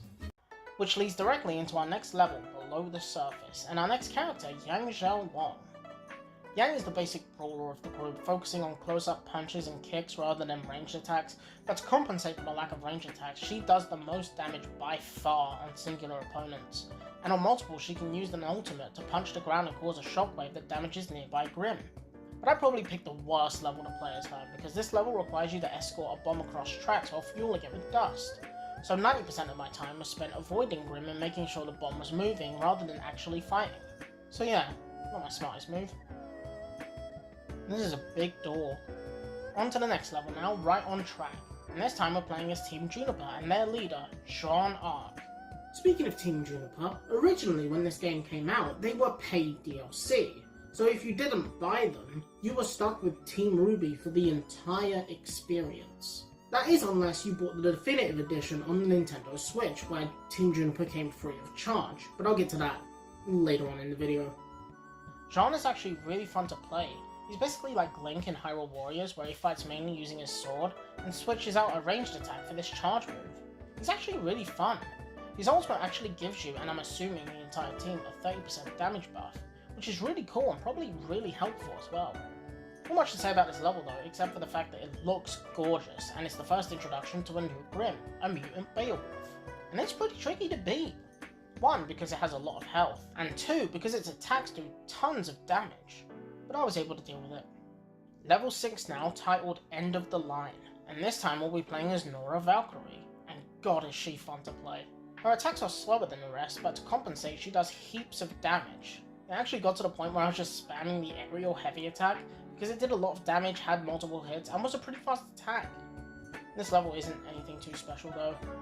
It has a key mechanic which locks you off from some areas until you grab it. It also has this final section where you take on some mutant creeps and Beowulfs, but I just stood up top and shot at them. After this, we somehow find ourselves inside a shipping container and taken on a Merlot Industries boat, leading directly into the 7th level, the island of Dr. Merlot. And for this one, I chose Pira Nikos, who is the most skilled huntress of all the playable characters, and boy does the game make it feel like it. Her moveset is designed with basic attacks and combos in mind, so much so that they made an upgrade in her skill tree, an extended combo, and her ultimate is by far the best one in the game. She uses her polarity to orbit her spear around her, dealing tons of damage. Overall, a really fun character to play. This level introduces us to these androids, a new type of enemy that isn't Grimm. They suck. Not only do they have a wide-hitting and fast-starting attack, but they hit like a truck, and sure you can stun them, but the game loves to spawn them in pairs, so as soon as you do stun one of them, the other one can just waltz up and attack you. And also, if you do manage to stun one of them, it only lasts about 2 seconds, so you're able to get about 3 or 4 hits in before they recover and attack you back. Luckily they don't have much health, so they're pretty easy to take down, but in later levels they're really annoying to deal with. This level also introduces us to the main villain of the game, Dr. Merlot, and he states that he's been trying to make the world a better place, but I've seen enough movies to know that he means a better place for him and not us. On to the next level now, a Grimm discovery, and our last character, Lai Ren. Ren isn't the best. He's not too good at dealing damage up close, but if you hang back and use your ranged attack, it's also not too good either. The only good move he has to me anyway is his ultimate that lets him teleport from enemy to enemy, doing decent damage to each one. It actually got to the point where at the end of this level I had to switch to another character. He's that underwhelming. Speaking of this level, it's not the best. We have to deal with these red androids again, and when you're playing as a level 1 Ren, it is hell. Especially since they don't stay stunned for long, and they love to perform this pincer maneuver on you, which makes them annoying to deal with. We also get introduced to these white androids, which are nowhere near as annoying to deal with as the red ones. They shoot multiple projectiles at you that you need to avoid. And that is it. Yep, that's their entire moveset. This level ends with more waves of enemies, but this time the androids are integrated into it too, and it was annoying. So much so that I need to switch to Weiss after dying a few times. Other than that, this level was actually quite boring. It has a PNG moon. On to the penultimate level now, the Grand Tour, and since we don't have any more characters to go through, I'll just choose Blake since she's my favourite. And this level is fine, not anything too difficult really, just the same stuff we've been doing. Oh, and from this point forward, besides one thing we'll get to later, there are no new enemies in this game at all. So it's in these two levels where I start really noticing the monotony of this game. But to give this game some credit, it's only here, in the second to last level, where I felt it get quote-unquote boring. The other levels introduce new enemies and mechanics to make it at least feel varied. So to me, calling the game repetitive is stupid and misinterpreting the game entirely.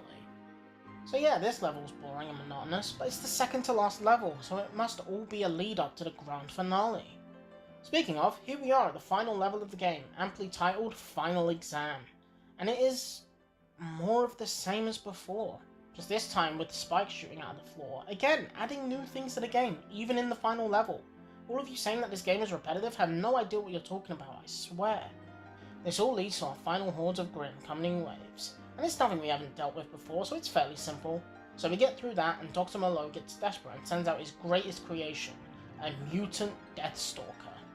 And this boss, I mean, oh my god, this boss is just so fucking awful! Where to begin with this one? To start with, he has 5 separate attacks. He can either slam the ground, causing a shockwave around him, he can slash at you with his claws, causing huge damage, he can burrow into the ground and move around the arena and then burst out, so if you're not careful you can get hit there. He can stab his tail into the ground, immobilizing him for a moment so you can deal damage, and he can spin around to shoot these poison spikes in varying patterns. Sounds annoying, right? Well, that's just the first 25% of the fight.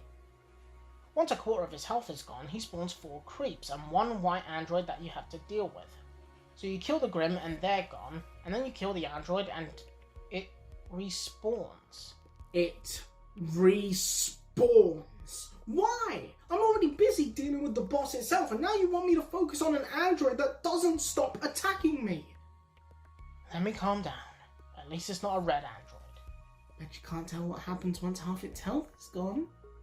You guessed correctly. Once this boss has lost half of his health, he starts spawning 4 mutant creeps and 1 constantly respawning red android.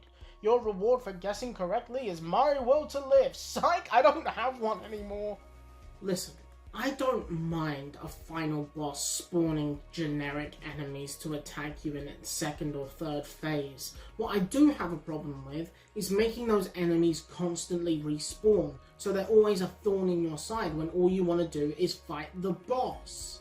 It makes me focus less on the final boss, you know, the last fucking thing in the game, and focus more on these enemies that I've dealt with throughout the entirety of my experience. It makes the boss fight less of a spectacle and more of a chore. And again, it's not hard to fix, just make it so that when I kill the enemies, androids included, that they're gone until the next phase. Anyway, where were we? Okay, so when you get into 25% health, he spawns 4 alpha creeps, and no androids, thank god. And they're easy to get rid of, and sometimes the Deathstalker can use his burrow move and kill them for you, so that's nice. This boss was so goddamn hard. And funnily enough, all that information I just told you in that rambling speech, I got from the wiki. I didn't know any of that going into this. I was well and truly blind.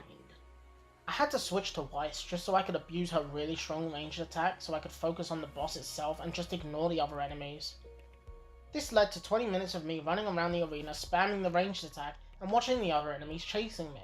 After that I was done, and it's here where Dr. Moreau decides to self-destruct the entire building, which we luckily escaped from. Credits roll. And that's RWBY Grimm Eclipse. When it comes to RWBY games, it's fine. You know, not the best, not the worst. It's a solid first entry into a series' first venture into video games. Overall, it's like a 6 out of 10.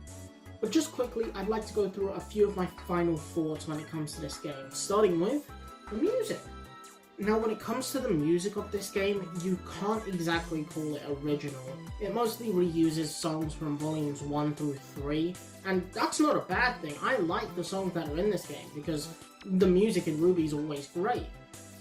What I have a problem is, though, them not making any original music for their first ever video game. Secondly, when it comes to the gameplay, I didn't find it nearly as repetitive as other people found it. I found it a fun time, but the one thing I did find repetitive about it were the characters' movesets. Specifically their ultimates. Almost every single one is an AoE attack. I think the only one not being an AoE is, funnily enough, Ren's.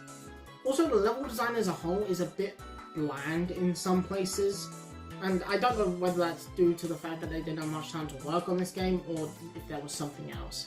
I think a game like this could have worked really well with a more open-ended level design structure. And while I'm talking about this, why not go on to what I think would make the perfect RWBY game, in my opinion. First of all, make it open world. RWBY already has an expansive world with kingdoms and different towns and settlements all over the world of Remnant, so why not capitalize on that? Imagine a RWBY game where you can create your own character, give them a weapon and semblance, and choose to star in any of the 4 kingdoms in the show. And the story could either be non-tangential to the main story, or could tie into it with certain references to, say, the fall of Beacon or the battle for Haven. Or hell, they could even pull a Xenoverse and let us go through the main events of the story as if we were part of it. Essentially, think Breath of the Wild mixed with Persona 5 with the day-to-day school element. But seeing as the future of the RWBY series is still up in the air, I doubt we'll get the announcement of a new game anytime soon. Lastly, I alluded to it earlier, but I'd like to take a few more minutes just to talk about the definitive edition of this game. Firstly, it's a Switch exclusive for some reason, which means all the cool stuff that was added, i.e. the Horde mode and the Volume 7 outfits, they're stranded on that console, which kinda sucks. I get it, you need a way to sell the game, but if you're gonna make a Switch version with the new things, why not make a PS5 or Xbox Series version? It doesn't make any sense. And that really sucks, because I really like the Volume 7 outfits, so to see them stranded on the Nintendo Switch is really annoying. I mean, how hard would it have been to make a DLC for the other consoles where you got these costumes? Other than that, I can't say too much about the definitive edition, mostly because I haven't played it, so I don't know too much about what it changed or what's new in it. All in all, I like this game, but I can see its very obvious flaws. For a first go-around in the video game world, it's a solid time, and if you're a RWBY fan, I implore you to play this game. And now that that's done, I'm gonna go sleep for a month, because I've been working way too damn hard in these first 5 videos, so I will see you in August when we look at Sonic CD. Oh, fuck. Sonic CD was a game that always eluded me as a kid. I mean, I played Sonic 1, 2, 3, and Knuckles more times than I can count, but this one, I never really paid much mind to. That is, until Sonic Origins came around and made it available for everyone, and I played it. And I didn't like it. But that was 2 years ago, and I honestly don't remember that much about it, so I thought I'd go through this game one more time to get a more definitive opinion on this game. But before that, I must stress that much like the Sonic 1 video, I played this game via Gems Collection first, but to get footage, I played it through Origins, and because it looks nicer, of course. But before we begin, as we did last time, let's take a look through the manual. Okay, so here it is, and we actually have a pretty extensive plot synopsis. Like, this is at least a paragraph. The Sonic 1 plot was what, a sentence? The story here is that a planet known as Little Planet that appears in the last month of every year has appeared, and Dr. Robotnik has chained the planet to a mountain and begun transforming it into a giant fortress with his robot army, and it's up to Sonic to stop him. The story is cool, and it adds some lore to the Sonic world. Other than that, this manual doesn't have much except for the stuff we already covered in the Sonic 1 video, like the super items. Were they called that in Sonic 1? No, they were called the special items in Sonic 1, 2, and 3. What's with the inconsistencies in these manuals? On the other page, we see that the secret zones have been renamed to special stages for this game and all other games following, which is a good choice because calling them secret zones in Sonic 1 didn't make much sense, as they were at the end of every single level every single time. Lastly, there's no play tips for this game like in Sonic 1, which considering what this game asks of you is kinda cruel, but I'll get to that later. And that's it for the manual, so let's finally get into the game. The game starts with what is, quite frankly, a beautiful opening animation, set to either Sonic Boom or You Can Do Anything, depending on what the soundtrack you chose is. Oh, I should probably mention the soundtrack, huh? So, this game has 2 soundtracks, and that's for a couple reasons. One, because they didn't think the original Japanese soundtrack fit with Sonic's original portrayal as a cool, radical dude. And 2, because they wanted more complex and Western-sounding music for their American audience. So to compensate, they made their own soundtrack for this game. But luckily for me, I played this bitch twice, so I was able to hear both soundtracks on both playthroughs. Originally, when I was getting my notes down, I listened to the US soundtrack on Gems, but for the footage and the playthrough on Origins, I listened to the Japanese soundtrack. But I'll get more into the music at the end, as I usually do with these videos. After that animation ends, we're thrown directly into the first level, Palm Tree Panic. Whilst I could make some snarky remark about how this is just a Green Hill clone, this level at least has enough differences to set it apart. But don't worry, I'll definitely get all snarky once we hit Sonic 2. This level's pretty fun, with the brief camera change at the start and that moment where Sonic bursts through the wall. It's also here we see the main mechanic of this game, time travel. You see, scattered throughout each of these levels are these signposts that either have past or future written on them. Once you pass them, if you're able to maintain your top speed for a few seconds, you can travel to the past or future depending on which sign you ran past. Once you do this, you have to hunt down these generators and holograms in order to create a good future for the zone, or get the good ending as a whole. This idea isn't a horrible one, but this is a Sonic game. When I play a Sonic game, I want to go from point A to point B as fast as possible.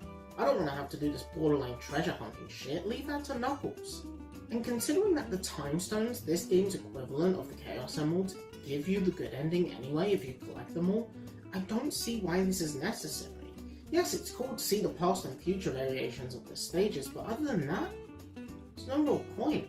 And honestly, I wouldn't be surprised if someone got through the entirety of this game and got the good ending without even seeing one of these generators. So either way, I destroy those and get to the end of the level with 50 rings, allowing me to access the first special stage. And they are... well, there's something. First of all, they're 3D, which might sound like a technical marvel until you remember that this game was on a disc, and damn near every game that used a disc was 3D in some way. Secondly, they have these really trippy backgrounds, which really distracted me. Like, you couldn't have made it one solid colour, or even just made the sky look a bit different on each stage, and not this psychedelic shit. And thirdly, beating these gives you the new MacGuffins for this game, the Time Stones. They don't do anything, except get you the good ending, making the time travel mechanic practically useless. Either way, I got the first one and moved on to the next stage. Palm Tree Panic Act 2 didn't introduce anything, except for these swinging platforms, and I think that's it. I managed to go to the past and destroy the generator, but I couldn't for the life of me find where the hologram was in this level. I got a time over here. I understand you want me to look around the level, but giving me a time limit is just downright cruel. So I decided to say fuck it and just focus on the time stones. Speaking of which, Special Stage 2 is here, and it was annoying. Mostly due to my depth perception, but I managed to get through it. Act 3 isn't a level, more so it's a short lead up to a boss fight with Eggman in the Egg HVC001? What kind of fucking name is that? Anyway, he floats down and we stand behind him because apparently he didn't program it to turn around, and he's done. Overall, Palm Tree Panic is a pretty good level. It introduced you to the main mechanics of the game pretty well, and it's just a fun level outright. On to the next song now, Collision Chaos, and it's here we're introduced to fan favourite character Amy Rose. That is until she's kidnapped by another fan favourite character, Metal Sonic. Collision Chaos is the pinball stage of this game, though I use that term very loosely. You see, in other games like Sonic 1 and 2, the pinball stages are usually built with the pinball mechanics like the flippers and bumpers in mind. Here, it's like they saw those levels and went, oh, people must like these levels because they have flippers and bumpers and springs everywhere. So they just spam them all over the level, making it really hard to time travel. Not that I did that anyways. So I just got to the end with 50 rings to access the special stage. Special Stage 3 was annoying due to the awkward placements of the UFOs causing you to over or undershoot your jumps, but I just about managed to do it. Collision Chaos Act 2 was annoying, mostly due to the bumpers and springs everywhere, but also because it's not clear where you need to go. I mean, look at this! How am I meant to know that this specific wall isn't solid, when it looks like every other damn wall in this game? Other than that, there's not much to talk about with this level. Special Stage 4 is the best looking one yet, and I actually found it easier than the first three, so I was able to get the time stone without much stress. Act 3 has you going up against Eggman in the Egg Tilter, and boy is that name fitting, because this boss tilted me. It's not even a boss, it's just a badly designed pinball machine with bumpers shooting you back down at top speed, and Eggman throwing these bombs, which never hit me. All Eggman does in this fight is just sit at the top and wait for you to hit him. Such a terrible boss. Overall, Collision Chaos is my least favourite level so far. If it was better designed, I could see myself liking it, but the way it is right now, it's just annoying to get through with the springs and bumpers everywhere. Here we are in the next level, Tidal Tempest, and it's a Labyrinth Zone clone. But compared to Labyrinth Zone, this level was fine, and I didn't find it too hard. So I got to the end and went for the 5th Time Stone. Special Stage 5 was another nice looking one, but unfortunately due to the UFOs moving so quickly, I wasn't able to get the next Time Stone. Tidal Tempest Act 2 was more tense than Act 1, but I still found it fairly easy, and I managed to get to the end with 50 rings. So let's get to the next Time Stone. Oh god, my fucking eyes! I didn't get it. Act 3 is another boss fight against Eggman in this egg bubble, and it was pretty easy. Not much else to say really. Tidal Tempest wasn't what I was expecting it to be. As soon as I saw it was a 11th Zone clone, I was getting ready to despise this level. It's actually fine. Tense at times, but still fine. Quartz Quadrant is next, and its gimmick is these treadmills that switch directions when you run past these switches. I really like this idea, especially for a Sonic level, because it lets you either go through the stage faster and get to the end, or slow down so you can find the time warp signs. But I just got to the end with 50 rings. I forgot to jump in. Act 2 was more the same from Act 1, so there wasn't really much to say about it, so I just got to the end. Act 3 was the boss fight against Eggman in the Egg Conveyor, and it's pretty fun. It's less about hitting Eggman and more about outsmarting him by making him hurt himself by grinding his platform against the conveyor. It's really imaginative and might be my favourite boss so far. Quartz Quadrant all in all was a fun one, with the conveyor belts pushing you in every direction and the boss being genuinely fun to figure out. It's a good level. And the music's great too. More on that at the end. And here we are in Wacky Workbench. Please no. Some notable things about this level are the moving platforms, these electric wires, and destroying my will to live. This is probably the most annoying stage in the game. These bouncing floors just make the level so frustrating to get through, and with 50 rings no less. So it shouldn't surprise you to hear that I wasn't able to. This level sucks. Act 2 starts with you riding a really fast platform into a whole bunch of rings, but other than that it's got more of the same bullshit from Act 1. It's got nothing to add, it's just that annoying. The boss of this stage is the Egg Razor. Not named because it shoots sharp projectiles at you, but because it raises you up. Which makes sense at face value until you realise it's spelt like this. He drops these blocks down that you have to avoid being crushed by, then you have to jump on top of them before the floor electrifies and launches you up so you can hit Eggman. Do this 3 times and you're done, unless you don't realise that on the 3rd hit you have to jump off the block or else you'll get crushed, which is great game design. Wacky Workbench sucks, moving on. And here we are, Stardust Speedway, the most popular level in this game if Generations and Mania are anything to go by, and I think it's fine. I mean, I see why it's the most popular if that's what you want me to say, but as a level itself, it's confusing and a real hassle to get through. And at this point I'm not even trying for the time stones anymore, I just want this to end. Act 2 is just as confusing with all the different parts and the speed boosters everywhere, but I managed.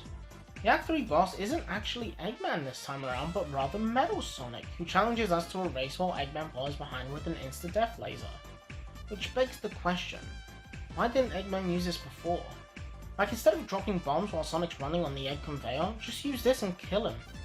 I guess an IQ of 300 doesn't come with a brain to use it. So we race Metal Sonic avoiding spikes and not falling behind, and we beat him. See you in 10 years, mate. We also get to save Amy after she got kidnapped in Collision Chaos, and we move on to the last stage. Stardust Speedway overall is really fun, and I can see why it's the most fan-favourite level of this game. Even though I do have my problems with it, it's still a really good time. Here we are on the final level now, Metallic Madness, and it's basically this game's version of Scrap Brain Zone. It's got a bunch of really annoying enemies, traps everywhere, and a confusing layout, but it's the last level so I can let it slide just this once. Oh, and I didn't get the time stone in this stage, or the next one, just so you know. Act 2 is just more the same from Act 1, except there's more enemies, more traps, and this section where Sonic gets shrunk down, which I found the sprite for pretty cute. Other than that, there's not much else to talk about. It's final boss time, and this time we go up against the Egg Spinner. And I'm gonna be honest, I don't really know how to beat this boss. I mostly just damage boosted through it and won that way. I'm assuming you hit him when he drops down and rotates, but I'm not sure. After this, we get a cute cutscene of Sonic saving Amy and placing her safely on the ground and running off to stop Eggman. Credits roll. Sonic CD is conflicting. It's mid, I'd call it, but not mid in the same way Frontiers or Black Knight are.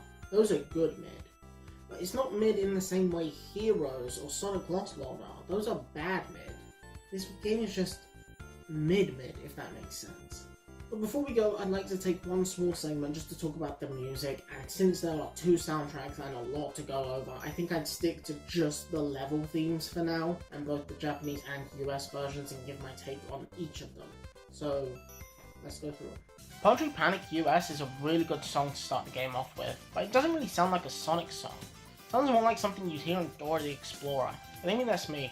Let me know what you think.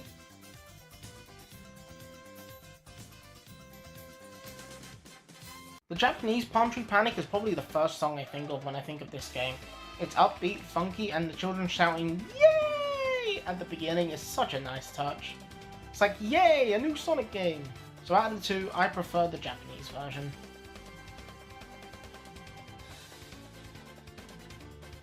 Collision Chaos is an extremely psychedelic sounding song. It sounds more like a Metroid song than anything. The bass line's good, and the bongos in the background were a nice, if unnecessary, touch. So overall, a pretty good song.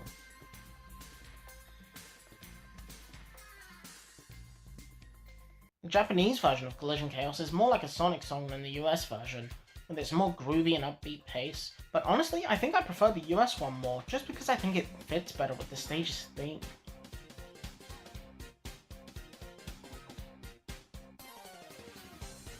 Tidal Tempest US is the only song from the American soundtrack that I remember because of the vocals throughout the song. As for the song itself, it's really catchy and I think it fits with the theme of the stage really well.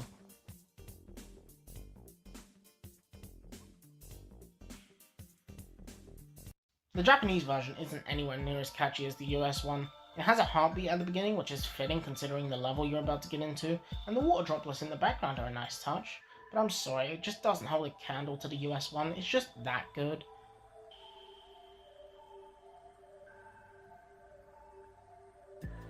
Quartz Quadrant US sounds like something you'd hear in Dragon Ball. Not that that's a bad thing, I love Dragon Ball, but it just kinda contrasts with the other things we've been hearing throughout the game. Also, it doesn't really match the level's theme, with it being a quartz factory with conveyor belts and whatnot. It's a good song, it just doesn't match with its rock music.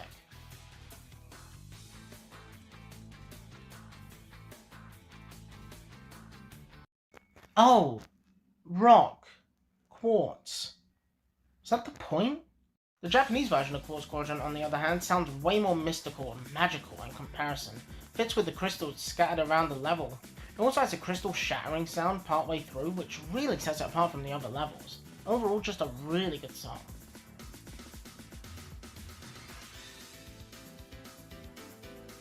Both Wacky Workbench songs suck, moving on. Stardust Speedway US is a beautiful song. Like, I could see myself listening to this on a late night drive on a clear starry night with the roof down and the wind in my hair, and I'd love it. But come on, we all know where this is going. The Japanese version of Stardust Speedway is the best song in the game. It's no wonder why this song and stage specifically came back for both Generations and Mania. It's that good and catchy. Also, I love the part. Overall, it's fucking amazing, what can I say?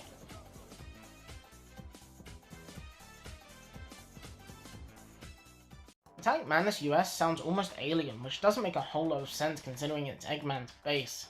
And yet again, it sounds like something you'd hear in Metroid. Although I do like how the music gets more insane and has more instruments the further in it gets, almost as if the entire stage is falling apart. Nice touch if I do say so myself.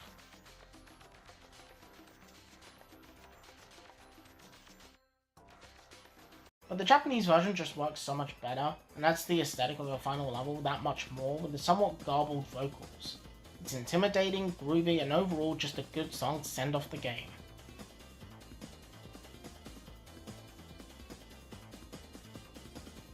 And that's Sonic CD. Again, a very conflicting game. There's some parts that I do like, and some parts that I don't. So I can't really give a good opinion on it. My thoughts, just play it yourself. If you don't like the time travel bullshit, get the time stones. You know, if you want to try finding all the generators, good fucking luck, but I'd say just play it. As for me, I'm never playing this shit again. Yeah, I'm a bit late to this one, aren't I? Ladies, gentlemen, and all the ADEMs out there, welcome to my review on Shovel Knight. Now, funny story about this game. I originally bought it in like 2015 when I first got my PS4 because I saw the Game Grumps play it and I thought I wanted to give it a go. Unfortunately, I was a dumb child and I wasn't too good at video games, so I couldn't even get past Spectre Knight's stage. But that changes today because I'm now a dumb man. So let's get into this game, and what better way to start than with the story. Our story starts with our two main characters, Shovel Knight and Shield Knight, travelling through the land and going on adventures. When one day they stumbled across the Tower of Fate and were separated when a cursed amulet wrought a terrible magic, sealing the tower and taking Shield Knight with it. With his spirit broken and his companion gone, Shovel Knight went into a life of solitude, never to adventure again. Until one day the Tower of Fate is unsealed and a new adventure to save Shield Knight begins. But who is this masked knight we play as? Well, it's none other than the legendary hero and the man who has saved so many people, Drumpf! The story is really good at introducing us to the main heroes, the main villains, and even the world as a whole, and I'm really interested to see where it goes in the future. And bam, we're immediately thrown into the first level. Now I know what you're wondering. What kind of a game is Shovel Knight? Well, it's kind of a mix of a bunch if you think about it. It has a Mario 3 world map, a Mega Man-esque level structure with certain levels giving you a relic that assists you through the level, and a boss who's weak to the relic 90% of the time, a DuckTales-esque bounce attack, and a system where if you die you drop some of the gold you've collected throughout the level and have to get it back, kinda like Dark Souls in a way. It's really cool as it's sort of a love letter to all of gaming at its heart. The first level is meant to introduce you to the game's mechanics and level structure, which is nice, but because of that it ends up being a bit bland to me. But it's the first level in the game, so I can look past it just this once. Most of my time in this level was just spent refiguring out the controls and movement of Shovel Knight, but other than that I got through it just fine. At the end of this stage we come face to face with Black Knight.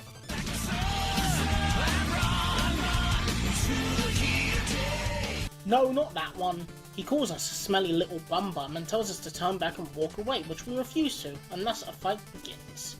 For a first boss, he's actually pretty tough, and he actually managed to beat me on the first go around. But I came back the second time and ended up beating him. After that, he runs off and we fall asleep at a campfire and have a dream about Shield Knight falling and us having to catch her.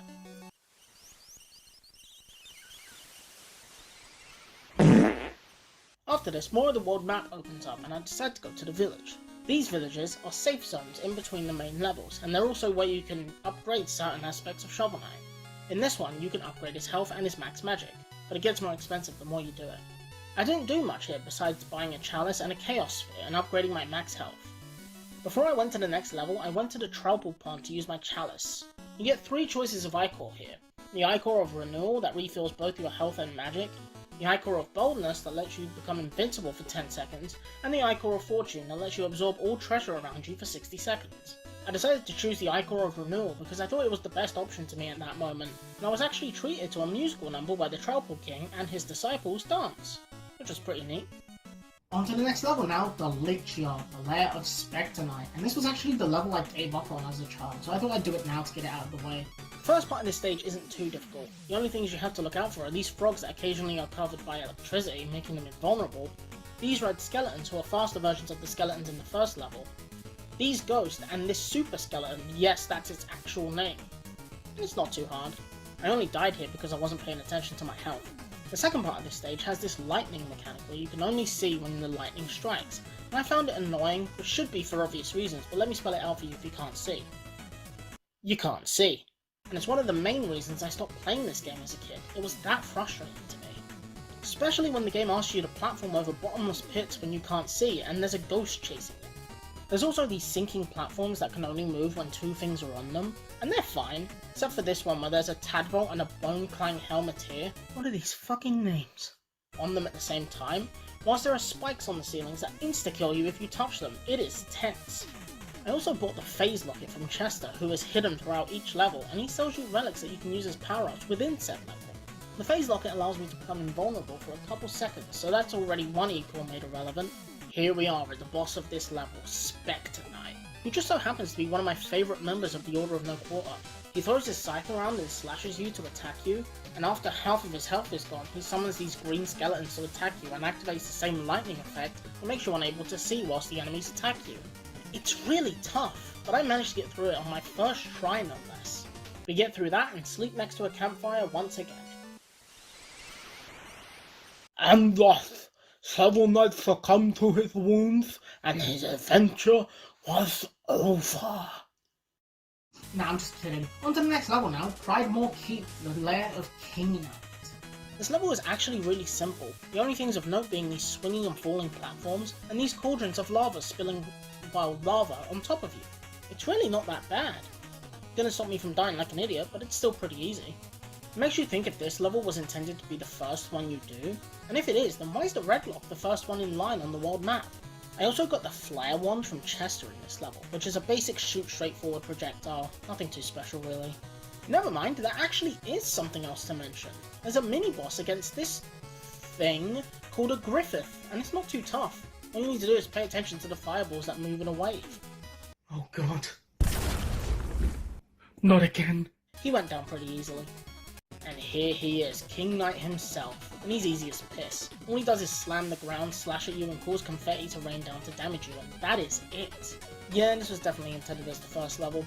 After that, we fall asleep and have another dream about Shield Knight falling and us having to catch her. But this time there's enemies that we need to avoid or kill to clear the way, which I managed to do. After that, I wake up and open this chest to get a meal ticket, which we can give to the gastronomer to upgrade our max health. We also break the second lock on the world map and reveal the next section of it and move on. I think now is a good point to give my overall thoughts so far on the world and this first section of the game, and I think it's good. I'm really liking the music and the art style, and I hope it gets better and better the more we get into it. On to the next level now, Iron Whale, the Lair of Treasure Knight. This level's main mechanic is the water physics that increase your jump height, which doesn't sound bad on the surface. Then you realise this level loves to put spikes on the ceilings of damn near every room, which insta-kill you by the way, so you have to make sure you've held the jump button for the right amount to make the jump, but not so much that you don't skewer yourself, which trust me, will happen! There's also a mini-boss against this anglerfish that has one of Chester's chests on him, and we have to get it off, to which Chester rewards us by selling us the throwing anchor. It's an anchor, get this, that you throw. Yeah, I don't get it either. And here we are, face to face with Treasure Knight himself. And he is tricky, but not too tough. He shoots out his grappling hook and moves from wall to wall and sometimes the ceiling to attack you. He also shoots down to cause a mini shockwave or slams down to cause a huge shockwave. He can also throw this treasure chest out that sucks you in and shoot these projectiles that damage you so you have to dodge them. But if you can deal with that, you should be fine. Overall, an annoying level alongside a tricky boss. After this, we gain access to the next village, or more specifically the armor outpost. Here, you can upgrade your shovel to give it new perks, like a charge shot that lets you hold down the attack button unleashing devastating damage, a Master Sword-esque full health projectile, or the ability to dig up buried treasure in one swipe. You can also upgrade your armor to make it have different abilities, such as dropping half as much gold when you die, negating knockback from enemies but making the floor slippery, or being gold. I chose the half all gold one for now, but don't worry, we will get a much better set of armor later.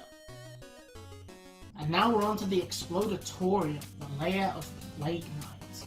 This level has a lot of things you need to watch out for. First of all are these flames that shoot up whenever you step on them, so you better have a predetermined plan to avoid them while you're getting hit. Secondly are these barrels that shoot up periodically that you have to time your jumps on and off of, but some of them have spikes on top and shoot at alternating times, so you need to be careful of them. And lastly, these other flames that shoot out in a pattern, so it's less about planning the right path and more so waiting for the right time to cross. Also, is it me, or is this music really familiar?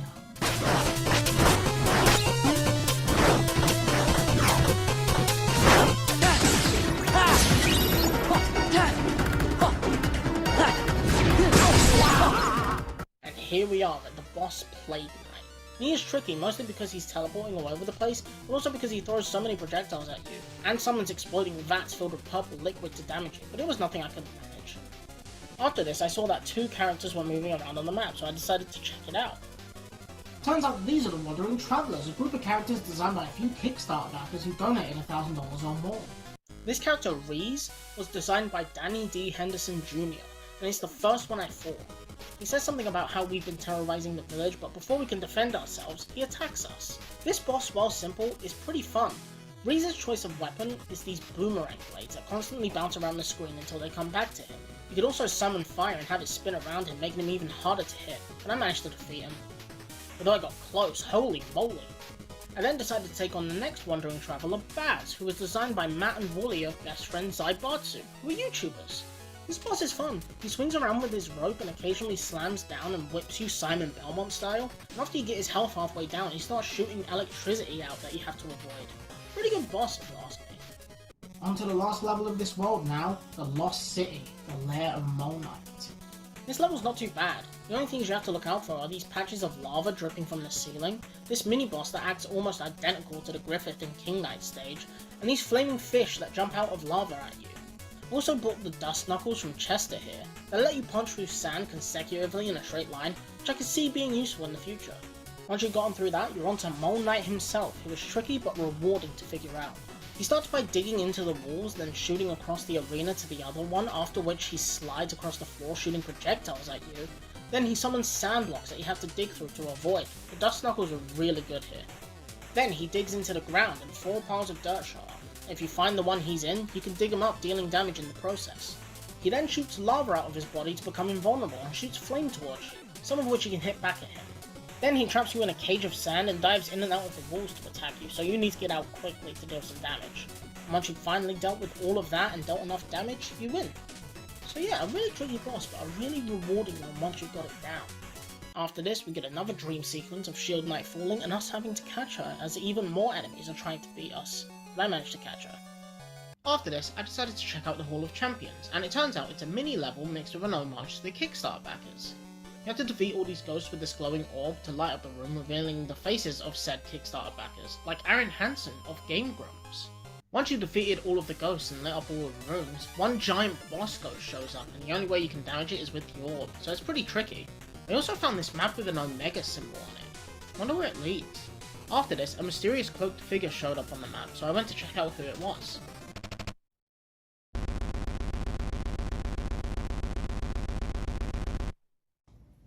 Athena? That's weird. Athena's a god, right? So far there's been no mentions of any gods in this game. I wonder why this guy's saying that. No way!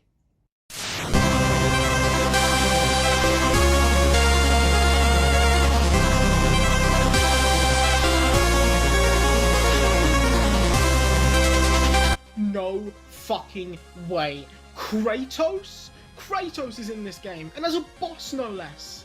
In his first phase, yes, he has multiple, he swings his blades of chaos at you and spins around to attack you, occasionally grappling onto the pillars on either side of the screen or punching them.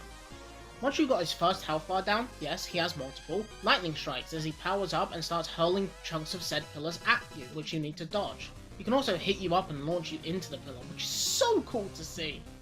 Once you've gotten his health all the way down again, he smashes the floor and you have to fight him on slowly falling blocks. All Kratos does here is grapple from platform to platform, and every so often attack you, so it's more of a platforming boss than an actual boss. This boss fight is really cool, but it does have one problem. When you die and go to fight him again from the world map, it starts from the third phase, which I understand, but if you're gonna have Kratos as a secret boss in this game, it needs to be difficult, so that when I die I should feel like I have to do the entire thing again from the beginning. You know, like every other boss in the game. Other than that, this boss fight is so cool and it reminds me that I need to play God of War at some point. After you've beaten Kratos, he rewards you with the Gravedigger's Shovel that you can bring to the smithy to get the Armor of Chaos. A suit of armor that lets you do a 3-hit combo, dig up buried treasure when you do a downwards attack on it, and most importantly, it looks so cool! So it should be to no one's surprise that I wore this armor for the rest of my playthrough. Once we move on, we see a cutscene of Black Knight.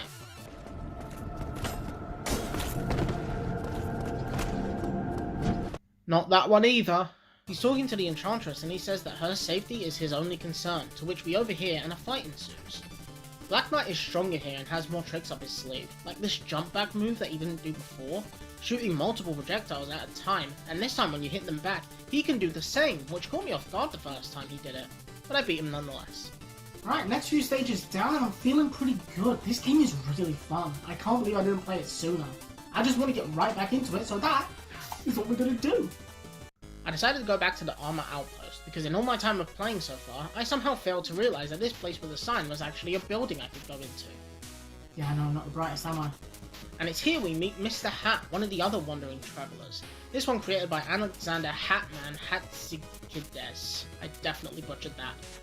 Mr. Hat then compliments our helmet and says he wants it to himself, to which a fight ensues. This fight is really cool because it's got a good visual indicator of what attacks he's going to do. The indicator being the hats he wears that change colour depending on what attacks he's doing. Other than that, it's pretty simple. On to the next level now, Stranded Ship, the lair of Polar Knight. And it has ice physics. Yay. I, like many other people, don't like ice physics in games. To me it's just annoying, and a way to make an already decent level infuriating. Most of my deaths here were due to me landing on a platform, but because it was icy, it carried my momentum and made me slide off. There's also these falling snow blocks that always scare the hell out of me, because I don't know if I'm going to land on it or if I'm going to land on the spikes before they do. And there's also these annoying things. Basically you hit them and make a rainbow bridge for you to walk on for a couple seconds, that disappear after a few seconds have gone by, so you need to catch up to the actual statue itself. Make sure the next rainbow bridge isn't 1 pixel higher than the previous one, or oops, you fell! I also found Chester in this level, and he sold me a war horn. A horn that when you blow it, kills all enemies within a certain radius, which I imagine will come in handy later in the game. There's also this part of the level where the game shows you 2 enemies before a checkpoint, and in my haste, and because I wouldn't know any better, I killed one. But oops, because I did that, I can't make the jump. And if that wasn't bad enough, the game puts a checkpoint almost as if to taunt you. I already don't like this stage, but that was really annoying. Get through enough of that hell and you're on to Polar Knight himself, and I put him down fairly quickly. You know, for such a tough level, the boss was really easy, and I find that kind of weird. After this, I ran into the last of the Wandering Travellers, Phantom Striker, created by Stephen Ness. He's a fairly simple boss, shooting lightning everywhere and teleporting around the arena, and I still think it was cool. On to the next stage now, Clockwork Tower, the lair of Tinker Knight.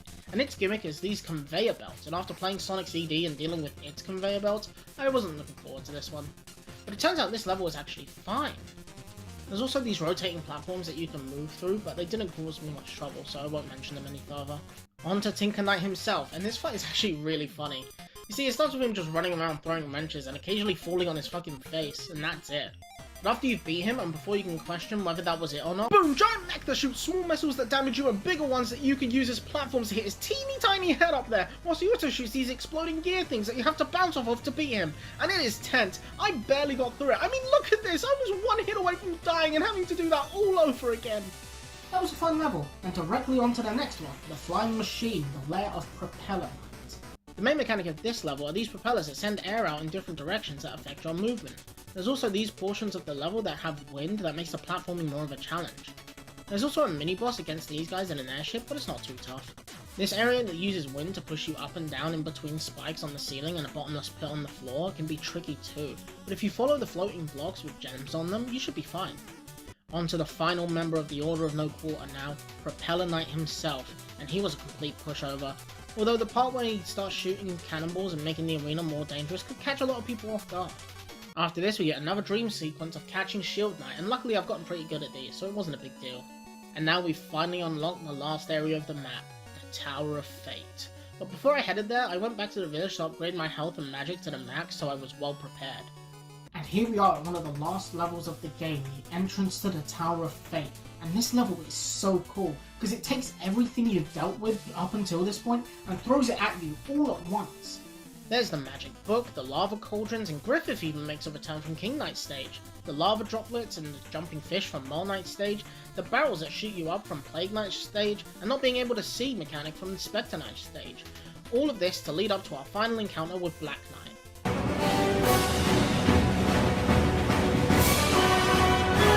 That's not even his name!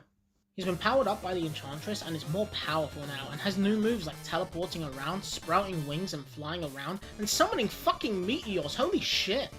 It's a really fun fight, and afterwards we set aside our differences and move on to the next level, the Ascent. Now this level is actually pretty weak compared to the last one. You see, where the first level had you go up against some of the better obstacles from each level in this game, this one puts you up against some of the worst. There's the underwater mechanics from Treasure Knight's stage, the lava floors from Mole Knight's stage, the rainbow bath bridge from Polar Knight's stage, the timed on and off flames from Plague Knight's stage, and the conveyor belts from Tinker Knight's stage. But to make up for that, it's a pretty short level, so you don't have to play it for too long. But why is the level so short, I hear you ask? Well, that's because it ends with a boss rush, where you have to fight all of the Order of No Quarter one after the other, letting you heal after you've beaten one. This level might suck, but this one part here saves it. Oh, and get this, every time you die, the order of which knights you fight randomizes to make it trickier, so you have to be on your toes the entire time, because you don't know who you're going to be fighting next. Overall, an okay stage saved by the amazing boss rush. This is it, the final level of the game, and I am proud to say that it's one of the weakest, unfortunately. It starts with you needing to avoid these floating blocks while platforming above a lava floor, which can be really annoying. Then you have to platform over gaps onto blocks that you can't see yet, which can be really annoying because you can't tell if you're jumping high or far enough to make it. And did I mention that if you die on this blatant guesswork, you have to start all the way over from the beginning again and have to do everything you just did all over again? This isn't challenging, it's just annoying. I want to fight the final boss, so let me fight the final boss. Once you manage to get through that hellhole, you're finally onto the Enchantress herself. She does the usual thing of flying around and shooting projectiles that you can hit back to her to damage her, but she can also destroy the very platform that you're standing on, so you have to be careful. But she can rebuild it, so you don't have to worry for too long.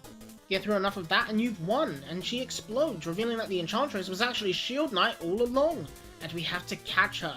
But luckily we trained for this and we save her. But before we can leave, the amulet that was controlling Shield Knight takes form as the Remnant of Fate and the final battle commences. This fight is fairly simple. All she does is shoot projectiles at you and occasionally destroy the platforms you're on for a short while Shield Knight jumps up and allows you to use her for a jump attack. After enough of that, we finally put an end to her. As we're about to make our leave, Shovel Knight is attacked by the Remnant and Black Knight has to save us, while Shield Knight stays back to fend her off, as the game cuts away, not showing us whether she survives or not. Credits roll. Man, that was a real downer of an ending. I mean, I know they've got to set up a sequel somehow, right? But I really wanted to see a happy ending for Shovel Knight and Shield Knight. Guess that isn't happening. Oh wait, there's a scene after the credits. She lives! Yes! And that's Shovel Knight, a really fun game that I would recommend to anyone, and I didn't even look at the DLC, so I've got more to look forward to. And that's it. We're done.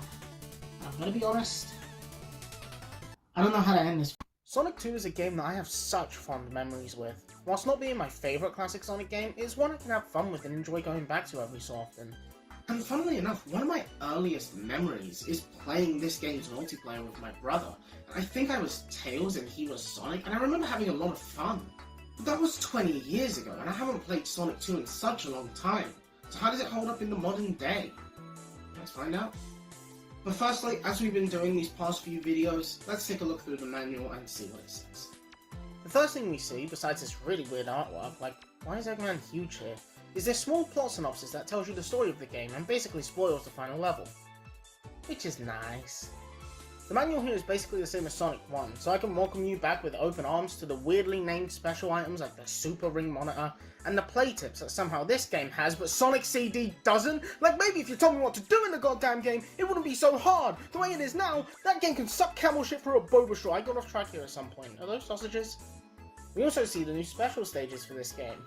For you see, if you pass through one of these checkpoints scattered throughout the level with 50 rings or more, you get sent to the special stage where you can get a Chaos Emerald.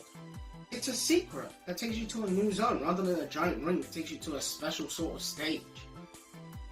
So you're telling me the Sonic 1 special stages were called secret zones when they weren't even secret, and the Sonic 2 special stages are called special stages when they're not special at all, they're secrets, you wouldn't find them half the time. Sonic 3 has this same problem. Sega, why do you suck at naming things? Sonic X Shadow? Seriously? Let me just look that up on Google without safe search. Oh my god, I can't show this. I think it's time we get into the game before I pop a blood vessel. The game starts up and after the menu fades, we're thrown into Emerald Hill, which is... Green Hill. But besides that, this level was pretty fun. It's got these corkscrews, this cool double loop that gives a middle finger to Green Hill's single pathetic loop, and different enemies, including this monkey that annoys the hell out of me. I swear, it's like as soon as you jump, he throws the coconut every single time. It's also here where I gained access to the first special stage and... I'm gonna do something that I never thought I'd ever do. I'm gonna apologize to Sonic CD. I'm sorry. I thought you had the ugliest and worst controlling special stages, but no! That honor goes to Sonic 2 and its disorienting half-pipe. The key to beating these special stages is to collect the amount of coins it tells you and avoid any bombs that get in your way, which in the first one is pretty easy to do considering the rings are really easy to get and the bombs are easy to avoid. Pretty simple, right? Well, in this one, yes, but you'll see later on that some of these special stages can border on the lines of insanity. Either way, we get the emerald in the first special stage and finish the level. Act 2 has more of the same stuff from Act 1, but it also has spikes that shoot from the ceiling and the ground, and springs that send you directly into spikes. Also, Tails went upside down here. What? I also got to the second special stage here, and it was... fine. It puts bombs directly in your path, so you actually have to move so you can avoid them, which, now that I think about it, can you win without moving in the first one? No. No, you can't. It also likes putting bombs directly in your path when you can't see what's coming up ahead. Like, how was I meant to see that coming? And we got the second emerald and made it to the end of the level, where we encounter Eggman and fight him in his egg drillster. Yes, gone are the days of 3 acts and a boss being at the end of the third. Sonic 2 cuts out the fluff and gives you 2 and a boss, which I think is the better choice. The boss here is pretty simple, which is to be expected. All you do is jump on him and avoid the drill on the front of his vehicle, which it will shoot out when he's 1 hit away from defeat. And with that, we're done with Emerald Hill and on to the next stage, which is...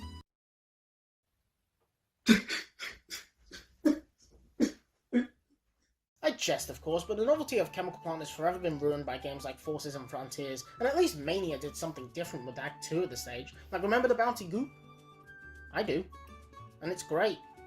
Here, though, it's alright, and I mean, it doesn't help that I beat the level in under a minute, not coming across a single checkpoint, so there goes the chance of getting an emerald, but I digress.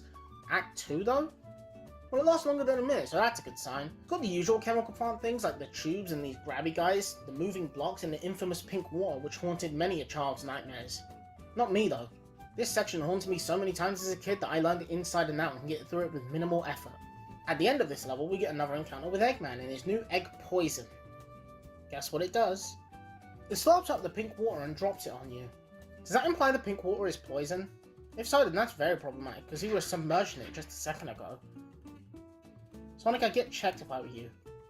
Aquatic Ruin Zone, the water level of this game. But unlike many other water levels in this franchise, if you play well enough, you can avoid the water altogether.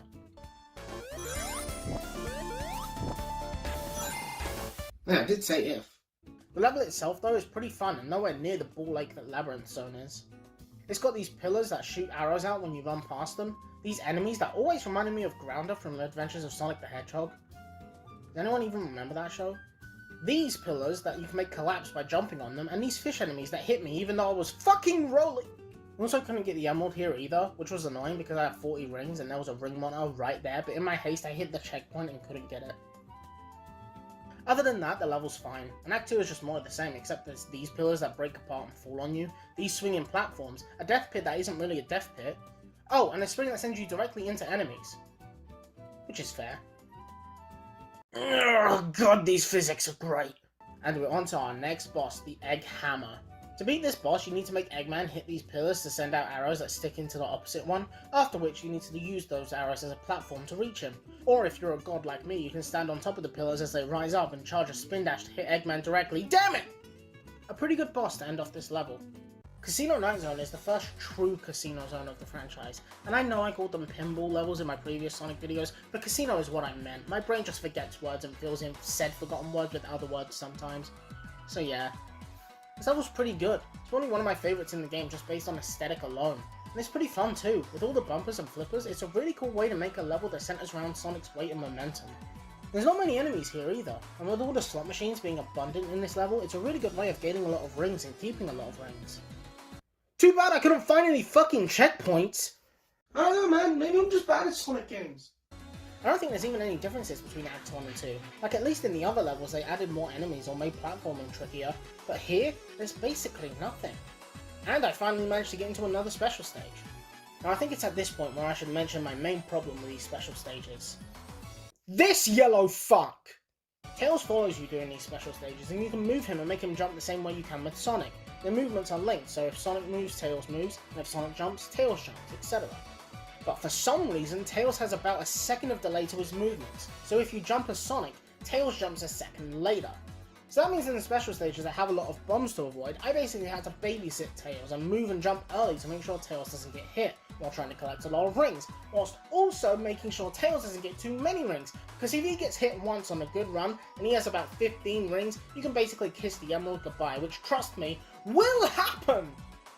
If you somehow managed to get all the emeralds in this game on the Genesis version where you couldn't use save states or retry the special stages, I salute you. You have way more patience than me when it comes to this shit. After we get through that, we're back into the level, and we immediately find another checkpoint and enter the fourth special stage.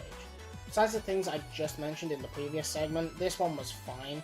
The only thing of note being this part where you need to move to different sides of the half-pipe whilst the center is littered in bombs, and due to Tails' delayed AI, he hit damn near every single one of them. Other than that, it was fine. Also this! Onto the boss now, the Egg Claw.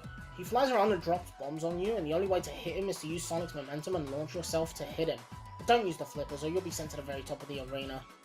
Also, I really like the design of the Eggmobile here. A couple of bonks and we're done with the level. Pretty good, all things considered.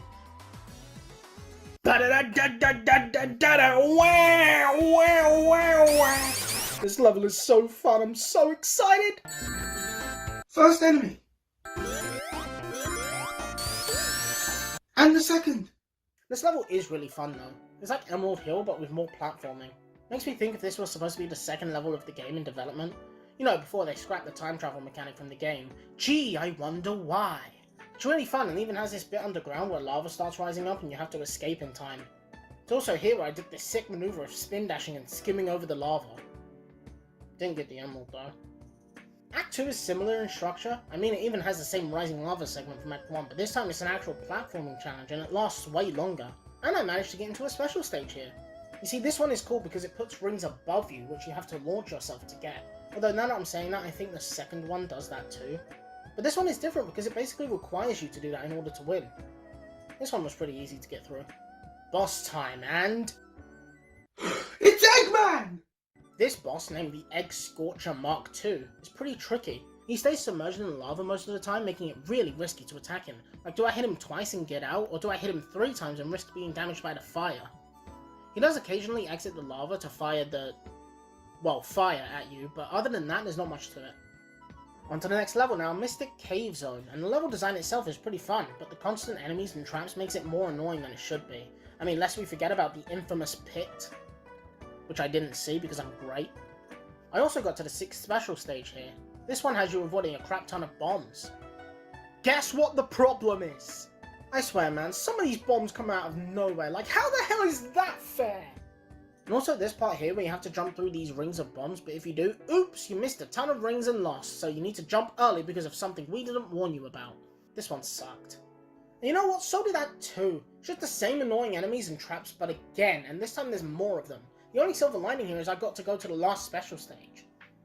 Now, do you remember that part from Special Stage 4 where you had to alternate different sides of the half-pipe while bombs were scattered in the middle, whilst collecting rings on either side of the half-pipe, and Tails was constantly getting hit by a damn near every single bomb?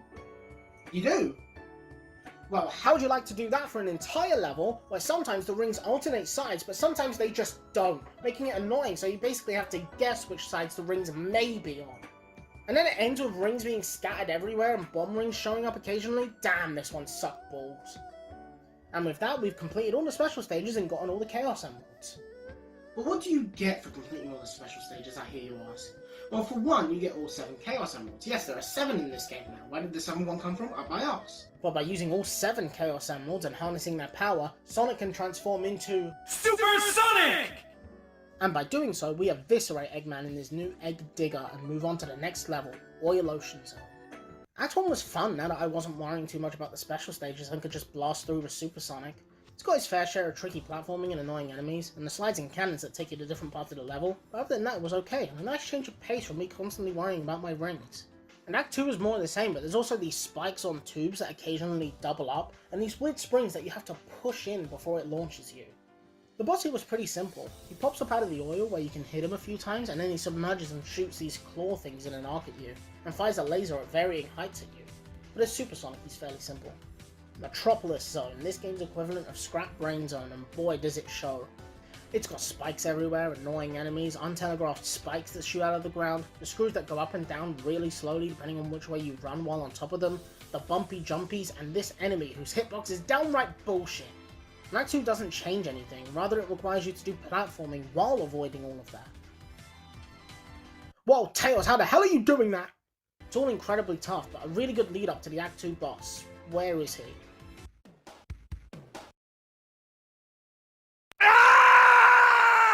So, in a move that I will never understand, they decide to give Metropolis Zone an Act 3? Why? Metropolis isn't even the last zone of the game like Scrap Brain was, so doing this made no sense. But I guess this is the last traditional level of the game, so I suppose I can understand it's just incredibly weird. They don't even change anything about the stage like Scrap Brain did, it's just the first 2 acts. But again, at least this time there's actually a boss at the end, the Egg Bouncer. He's surrounded by these eggs, and every time you hit him, he sends one out and it turns into a bouncy version of him in his Eggmobile. Get rid of them all and he starts shooting a laser at you from either side of the screen, but one final hit puts him to bed. All in all, why did this need 3 acts? And here we are in Sky Chase, and it is such a nice change of pace. There's no platforming here, rather you just have to stand on the wings of Sonic's plane the Tornado. Yes, it's his, that's why it has his name on it. I wouldn't put a name tag on myself that says Greg, would I? It's not my name. Or is it? All we have to do here is avoid some enemies and send the animals inside of them to their demise. Also, I always thought this was Angel Island as a kid. 2 years before Angel Island was a thing. Yeah, I'm not the smartest.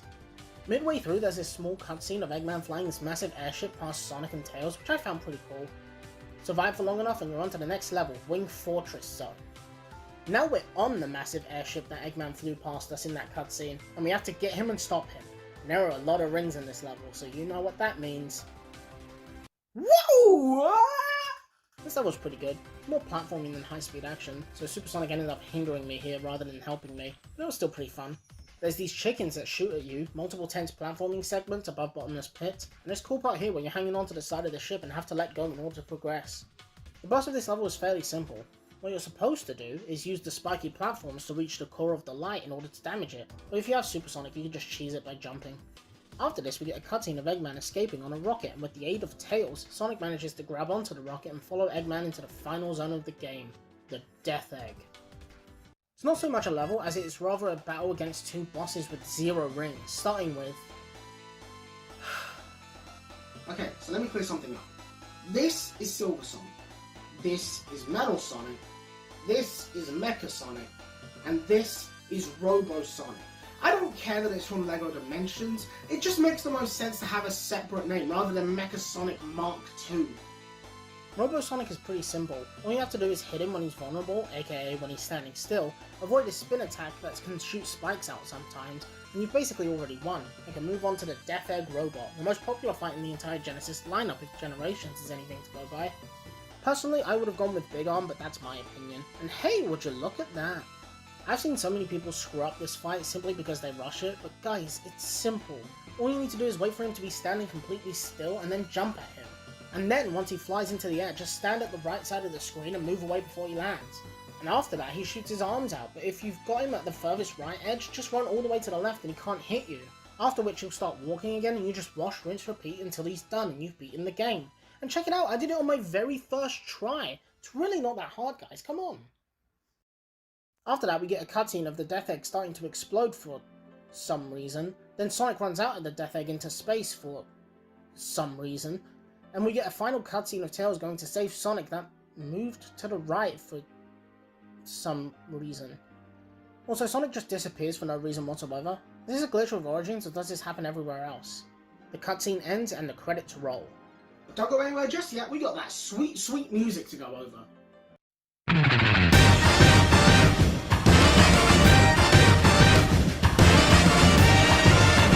No, not that one.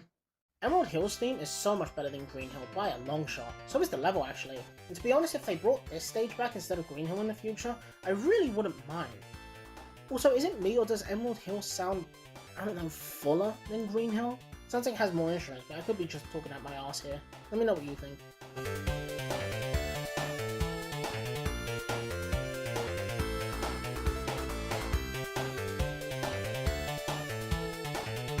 Chemical Plant, much like Green Hill, has been done to death by now, but I can still say this track slaps harder than a husband in the 1950s. As a kid, this was one of the songs I heard the most. Well, that and...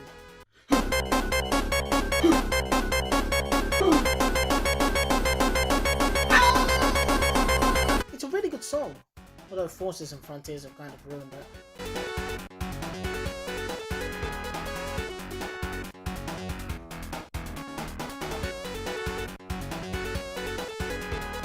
Aquatic Ruin really fits the vibe of the level. It sounds very mystical and it might just be me, but it also sounds sort of emotional as well. Nothing much else to say really, just a really good song for a really good level.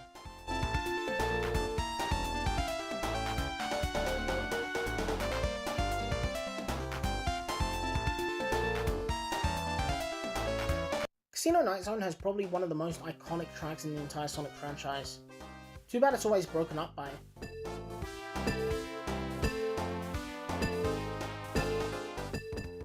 The song by itself though is a fucking vibe and fits the vibe of the casino really well. Such a good song, might just be my favourite.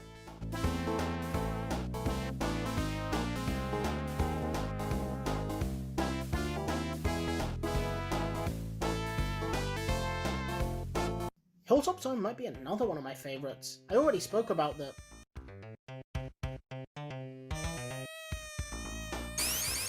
Other than that, it's got a really upbeat vibe and is incredibly catchy. Although sometimes it does sound like there's a fly in your ear.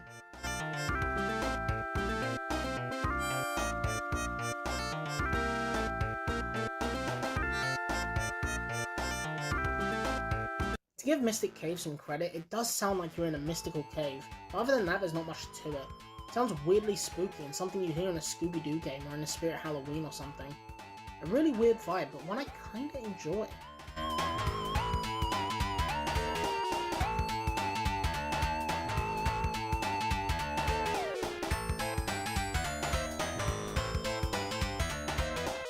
Oil Ocean sounds weirdly like something you'd hear in Aladdin, which I can't tell if it's a good thing or a really offensive thing. Other than that, the song's good.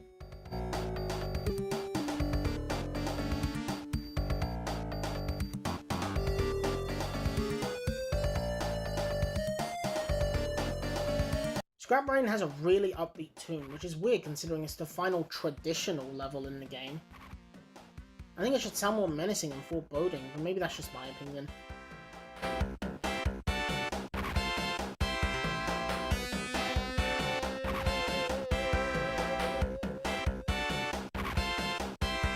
Sky Chase is such a nice song. It really makes you feel like you're flying in the sky. With the constant twinkles in the background, it sounds almost magical. Too bad it only lasts for one level.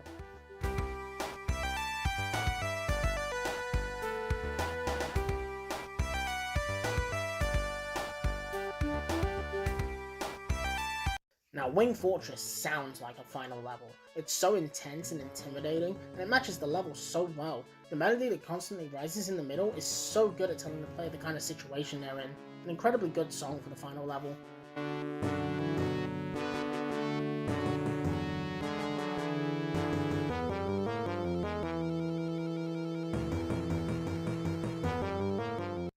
The Death Egg's music is very intimidating.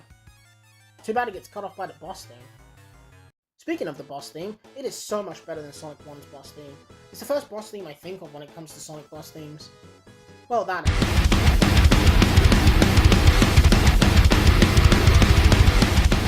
Now, the Death Egg Robot theme is such a good final boss theme. While it's not my favourite boss in the Genesis Sonic games, I cannot understate the iconicism of this track and this boss, and doing it without rings just adds to the already intense situation. Overall, an incredibly good track to end the game. And that's Sonic 2. It really does stand the test of time as one of the best and most iconic platformers. And whilst I do have my problems with it, it's still incredibly fun and a game I could see myself going back to. I genuinely see this game as the true start to the series, so throw it up in A tier. And I'm not doing a tier list. Remember, every corpse on Mount Everest was once a highly motivated person, so maybe tone it down a little. Ladies, gentlemen, and all they thems out there, welcome to my review on Celeste. Now, funny thing about this game, I originally saw it for the first time through a video about cheated speedrunning. I think it was a video by M Sushi about the weirdest cheated speedrun ever. I remember watching it and thinking, holy crap, this game is nuts! So I stopped the video, went to the PlayStation store, and bought it for myself. Then I proceeded not to play it for 4 years. Guess I don't want to play it that much.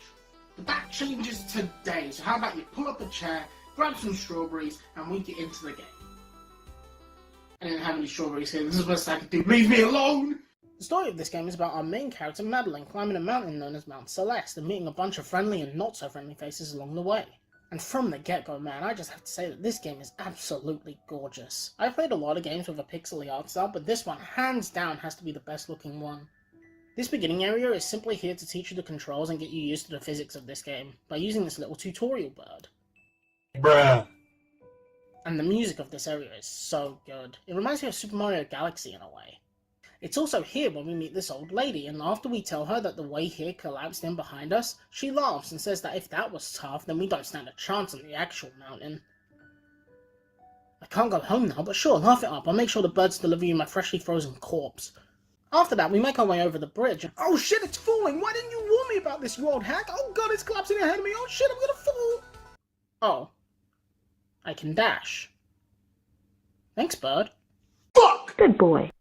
And that's the prologue done. A pretty good introduction to the game. And now we're moving directly on to the first chapter, the Forsaken City. And it's here where we see the kind of game Celeste is. And it looks like I get the option of going either up or down. Let's go down. Oh. Never mind. Celeste is a 2D precision platformer where you make your way through each level, or chapter as this game calls it, and your goal is to navigate through increasingly difficult platforming challenges to reach the end of the chapter, whilst collecting as many optional collectibles as you can. Basically imagine if Super Meat Boy was a good game. That's what Celeste is. Speaking of the collectibles, here's one now, a strawberry. These are scattered throughout every chapter, and some can be hidden in some tough to reach areas. They don't contribute to anything gameplay wise, but the more you get, the more something at the end changes, but I won't spoil that just yet. There's also these strawberries with wings that you have to obtain without dashing because for some reason your dash scares them off and they fly away, which doesn't make much sense. I mean, I've never tried scaring a strawberry before. Okay, hang on. Boom! I don't know what I was expecting, but I'm disappointed nonetheless. Also, I still don't have any strawberries. But enough about that, what's the actual game like? Well, I'm happy to say it's pretty fun. This chapter's main mechanic is these moving platforms that shoot off in a given direction as soon as you stand on them, and there's moments of the chapter where you need to use the momentum of the platforms to launch yourself over a huge gap, and it's really satisfying to get right. We also get introduced to these green gems that recharge Madeline's dash in midair, basically giving you 2 midair dashes. We also meet Theo here, who is also climbing the mountain. He says he's an adventurer from a far-off land, the mystical and exotic kingdom of Seattle! Weird name for a fictional place, but I guess the developers didn't really want to ground this story in reality, given the mystical and magical things we've already seen, like talking birds, floating strawberries, and girls who can double jump. Theo says he's here to explore this mysterious and abandoned city, and mentions that he's a photographer, and he posts pictures onto Instapics going by the username Theo_stars, which is actually a real Instagram profile. Such a nice touch. He then hits us with a YOLO. Fucking really? I have to say, some of these platforming challenges are really fun to figure out. Like this part here, where you have to use the momentum of this first moving platform to launch yourself up and around the second one, so that when you launch off of it, you have enough distance to move around the spikes and collect the strawberry. This game is filled with stuff like this, and it's super rewarding and satisfying to get right. So we get through more tricky platforming, and we make it to the end where we read this mural to all the people who died climbing this mountain. What? Died? People died here? So we remain blissfully unaware of that and go to sleep next to a fire, ending off chapter 1. Oh cool, we got most of the strawberries and 55 deaths in the first chapter. Oh boy. And that's chapter 1 done. A pretty good start to the game and a good introduction to the level design and the game mechanics we'll be getting into. And directly on to the next one, Old Sight. That's what my grandpa has! Isn't that right, Gramps? Oh! Oh no! This chapter starts in a really weird way. First, the campfire is green now for some reason. Second, the stars are falling, which is very concerning. Can someone call Neil deGrasse Tyson? And thirdly, the text on this memorial was all scrambled. All this tells me that there's something funky going on, so I set out to investigate, and immediately we come across this weird space-looking thing that we can't seem to interact with in any way. We investigate further and come across this mirror. I'll go fetch them up. And for some reason it shows us a different version of ourselves, with purple hair and red eyes, who then bursts out the mirror and runs off, to which we give chase. It's also here where those spacey things from before activate, and we learn we can dash through them in a straight line. It's also after this where we're introduced to a new type of strawberry. You see, in certain places of certain levels, you can find these seeds, and if you collect them all without landing, they turn into a strawberry that you can collect. It's good to see there are more variations to the strawberries besides the flying one and the ones that are just sitting there. Can't wait to see the other ones that are introduced in the future levels. They're gonna be real cool. I also came across this cassette tape in the level that gave me this cool platforming puzzle where these blue and pink blocks would alternate in a rhythmic pattern, and it gave me Beat Block Skyway vibes from Super Mario 3D World. Although the music reminds me of something else. But for some reason, I didn't even try getting it. I just moved on, and only God knows why. Looking back at the footage, yeah, what the hell was I doing? There's a new collectible with a brand new platforming challenge, and I just left. I guess I thought I could come back for it, but I turned out to be wrong. Don't worry though, I do end up getting one later on in the game, so I'll talk about that when the time comes. Either way, we carry on, and we end up coming across our mirror self, who introduces herself as part of us, but for simplicity's sake and because she's never actually given a name, I'm just going to call her Badeline. So Badeline here tells us that we're not a mountain climber and tells us to go home, then starts chasing us, leading into a segment where we need to platform to progress while Badeline is following us and mimicking our movements, and if we touch her, we die. Kind of like the Cosmic Marios from Mario Galaxy. A lot of Mario references here. It's really tense and also really fun, and at some point she clones herself, so you have even more to deal with. We also get introduced to a new mechanic here, which are these key token things. When you collect enough of them, a block with the same symbol on it moves, opening a path for you to escape through. And while I do like this mechanic, don't you think it would have been better to introduce it in the first level so the player has a safer environment to figure out how it works? And then you can have more complex versions of it in later levels? The way it is now, it's fine, but I wouldn't be surprised if it got a lot of people killed because they didn't know what they were doing. But this chase segment is cool either way, so I guess I can let it slide. So we make it through that and we manage to lose her and make our way to what I'm going to call an information kiosk, judging by the big eye there, and suddenly a payphone rings, to which we pick up and it turns out that... I don't think this guy's ever given a name. Hang on. Okay, so it turns out that this person is actually Madeline's ex, which the game never told me. Madeline starts explaining what's happening to her, and then comes to the realization that she's dreaming. After which this horrifying bastard eats Madeline and she wakes up with everything being right again. It genuinely surprised me to figure out that everything in this chapter was a dream. I thought it had something to do with the mystical and magical properties of the mountain. I guess that shows you how much I know. Back in the real world, I managed to come across this heart, which I couldn't get to no matter how hard I tried, until I read this note that said, "An apparition not of this world, but because of it lurking out of frame. Awake my heart is a fortress, in dreams I invulnerable." Which I took to mean that I couldn't get it here, but I could get it in the dream world, so I'll keep that in mind for when I 100% the game. Which I didn't do here, because not only is this game really difficult in future levels, but I'm on page 11 of my script here, and that means we're about 10 minutes into the video, and if I tried to 100% this video, it would be 4 hours long, so I said fuck it and moved on. Once we return to the information kiosk, Madeline uses the payphone to call her mum to tell her that she's overwhelmed, and her mum helps us through it by saying that Madeline could be having another panic attack and to focus on her breathing, ending off the chapter. That was fun, and it was here I realised that this game might be a metaphor for self-doubt and anxiety, which I'm happy to say I was dead on the money with, and knowing that, I'm intrigued to see how they tackle it in later levels. And now we're on to Chapter 3, Celestial Resort. Haven't done a joke in a while. Sonic, what are you doing at the top of the stairs? Chili dogs! Now this chapter here actually ended up being the hardest and most infuriating one for me for reasons that will become evident later on.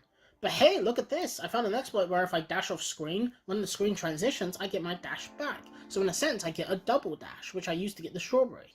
Although I'm not sure if that's what the game was trying to teach me, but hey, I'll take it. So we head inside the Celestial Resort and it closes behind us. Uh-oh. So we ring this bell, which causes this ghost to appear, but he denies he's a ghost, for some reason. This is Mr. Oshiro, and he's the owner of the Celestial Resort Hotel, and he doesn't want us to leave until we've seen the top floor presidential suite. So he opens up a path and tells me to follow him.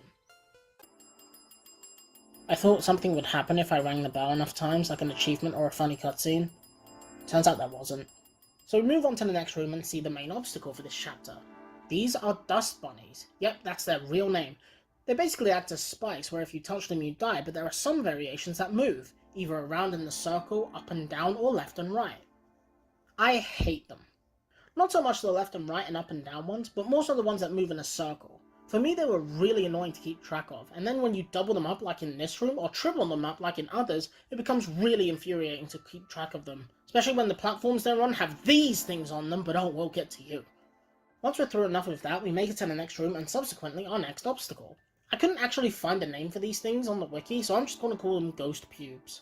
So the way the ghost pubes work is that when you land on them, whether it be on the floor or on a wall, the moment you get off of them, they grow some small dust bunnies in their place. So you have to be quick when you land on these, otherwise they'll grow right under you and kill you. I have a huge problem with these, but that won't become evident until way later in the chapter. So for now, I'll hold my true feelings towards these things. We bump back into Mr. Oshiro here and he tells us to follow closer. You can fly! How the hell am I supposed to keep up with that when all I can do is... So we move through a few more rooms and we bump back into Mr. Oshiro again, and he implores us to keep up because he doesn't have time waiting for meandering guests. I don't know who or what killed you, but you deserved it. That's more like it. So we move to the next room, and it's a maze of towels, books, and other things that we have to get through to get to Mr. Oshiro, who says that he'll never clean the mess by himself and that it's hopeless, so we head off to help him. And would you look at that, another crystal heart, I wonder how I get that one. A few more rooms of platforming, including this one that I spent way too much time on, and we make it to the button that when we press it, organises all the clutter of a specific category. And it looks like we need to do this 3 times in order to get the key and move on. So we make it to the next button, clear the boxes, and make it to the next section to clean when we run into Theo, who says he's going to escape by using the vents because he's getting a real weird vibe from this place. Would you say the situation is sus? Are those jokes still funny? So we move through a few more rooms of annoying enemies to keep track of, and we've officially cleared the entire hotel and head back to Mr. Oshiro. But before that, we come across this old piece of paper that says that Mr. Oshiro has to close the hotel down due to circumstances beyond his control. Before leaving though, I managed to find this computer that when we interact with it, boots up with an 8-bit version of Celeste. It turns out that this version of the game was actually the original game that the creators made for a game jam in 2015, and they put it in here as a little Easter egg, which I found pretty neat. I didn't complete it, but I still found it cool. It's a bit strange when you think about it though, like, why is there an 8-bit version of Madeline climbing Mount Celeste? On Mount Celeste. Once I was done with that, I made my way back to Mr. Oshiro, who tells us that the presidential suite is just up the elevator and down the hall. So we make it up the broken elevator shaft and run back into Theo, who bursts from a vent. He tells us that he has a really bad feeling about this place and that we should leave. Madeline responds by saying that if she leaves now, Mr. Oshiro could have a meltdown and that maybe she could actually do something good for once. So we move on, and that leads us to this room. Now, remember what I said earlier about having a huge problem with these ghost pubes? Well, here's where it comes in! On paper, this room should look fairly simple. Just make it to the end of the room without getting caught by the ghost pubes, right? In theory, yes, but then you have to bring the strawberry into things and realise that you have to leave room here, here, and here in order for you to make the loop twice and get the strawberry to the end. Issue 1!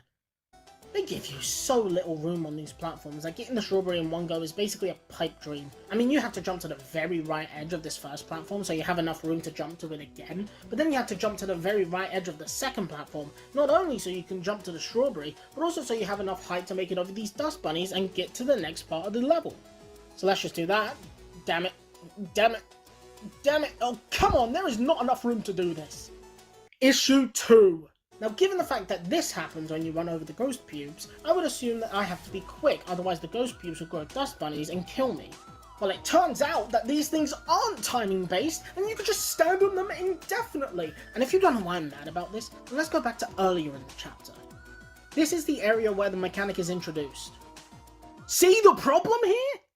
At no point in any of these rooms did the game teach me that I can stand on them indefinitely, so I went the entire chapter not knowing. It wouldn't even be hard to make, just have a moving platform that makes me wait on them, and boom, done, mechanic taught. But no, let's have the player guess how this mechanic works, because that's good game design. I spent 40 minutes of my life on this section, all because the game did not teach me adequately how this mechanic worked.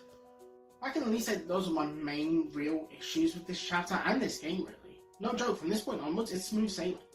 So we finally make it back to Mr. Oshiro, and it turns out that he's the one creating these dust bunnies, which makes me think that they were a manifestation of his stress or something. Looking at the wiki, I can see that I was 100% right on that one. Really, there's a lot of metaphors throughout this game that I really like. It gives the character some depth, you know? So we move on and come across Mr. Oshiro's diary, which we decide to read, and it says that after the staff left, Mr. Oshiro decided to stay one last night in the hotel because he couldn't bear to say goodbye to it. I don't know who or what killed you, but you deserved it. Great, now I feel like a dick. Oh look, another cassette tape area. You know, I actually saw this one earlier in the level, but I didn't know how to get to it. This time I do actually get it, and it turns out that this is a B-side tape that has another harder version of the chapter we're playing, but more about that in a bit. And we're finally here at the presidential suite, and Mr. Oshiro is proud to show it to us. But when we say we want to leave, he tries to sweeten the deal at half price, after which Badalin appears and tells us to forget this loser and starts berating Mr. Oshiro, who then tells us to leave, and after using the hole that Badalin put in the roof, we do. After which, Mr. Oshiro follows us and gets mad and starts chasing us trying to kill us, leading to an albeit fun but tense chase segment where you have to dodge Mr. Oshiro when he charges at you and escape from him. Once that's over, Mr. Oshiro decides to break the ground we're standing on and decides to close the hotel for repairs, ending off the chapter. Man, that was a real downer of an ending. I mean, I know I hated Mr. Oshiro to begin with, but as the chapter went on, I started to empathize with him. Seeing him have a meltdown like that, I couldn't help but feel bad. Either way, where were we? So I decided to check out what the B-side tape was, and it was, as I mentioned earlier, a harder version of the level we just played, set to some banging music. And actually all the music in this game is pretty good, and I'm gonna be honest, I didn't complete this. Not because it was hard, but because it just spanned annoying enemies everywhere, and after dealing with the last chapter, I couldn't handle any more dust bunnies and decided to call it quits and move on to the next chapter, Golden Ridge. And already, man, this level looks gorgeous, and we're introduced to 2 new mechanics in this beginning section. These clouds that act like a trampoline and launch you when you jump at the peak of their bounce. And these bubbles that send you in one direction for a short distance that you can change by pressing a different direction on the controller. It's also here where we run into the old lady from the prologue again. How did you get here? And before me, no less. Do you have a dash that lets you double jump? Did you go through the damn hotel and use the bubbles and clouds to get here? Well, we never get the answer to that, although she does ask if we met Mr. Oshiro, which implies that she knows him, and she actually tells us that Mr. Oshiro is a lost soul, which has some lore to him. She then says she knows a shortcut back to our car. There are shortcuts? We say we're heading to the summit, and she wishes us good luck and tells us to mind the wind. What does that mean? Well, it actually means there's a new mechanic for this level. Wind. Now this is usually the part where I go in depth on a mechanic and how it works, like I've done with the other game mechanics so far. But it's fucking wind, what do you want me to say? It pushes you, and that is it. There's also these pink clouds that disappear once you jump off of them, but that's about it. So we continue to do what we've been doing, making our way through rooms and collecting strawberries and dying a whole ton, and we make it to another B-side tape, with another on-off block challenge to complete. I actually did it on my first try, which was very therapeutic after 3 hours of this! After this, we make it to this room and we come across yet another level mechanic. Moving blocks. Guess what they do? Either way, I use them to complete a few more rooms and get a few more strawberries, and I'm stuck. I know I'm supposed to go up there, but I cannot for the life of me figure out how. And this block only goes up here and then breaks, so what do? There's no walls I can break, and the only thing of use to me is this moving block. Maybe if I try mashing all the buttons while I'm on every side of it, something will... Wait, what was that?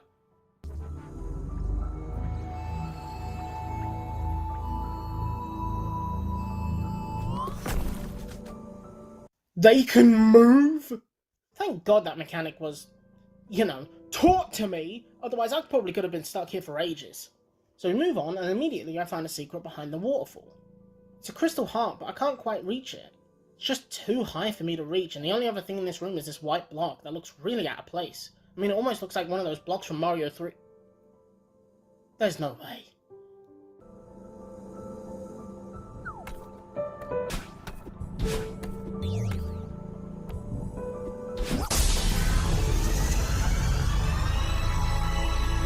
That might be one of the best references I've seen the game do.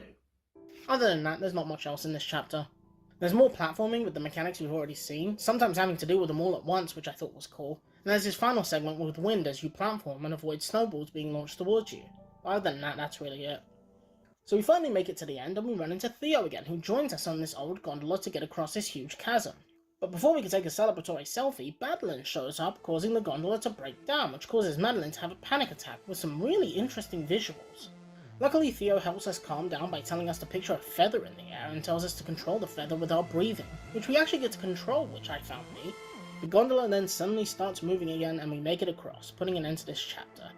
That was a really good ending. I've never played a panic attack before. Introducing Panic Attack Adventure DX Director's Cut, a game so good you'll believe it's real. Whoa!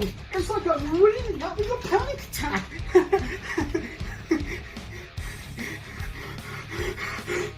Ah! On to the next chapter now, the Mirror Temple, and it's at this point where I reached over 1,000 deaths. Woo!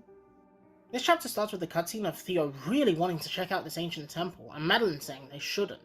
Theo decides to go in anyway, and we decide to follow him, and it leads us to this room with the first new mechanic of this chapter.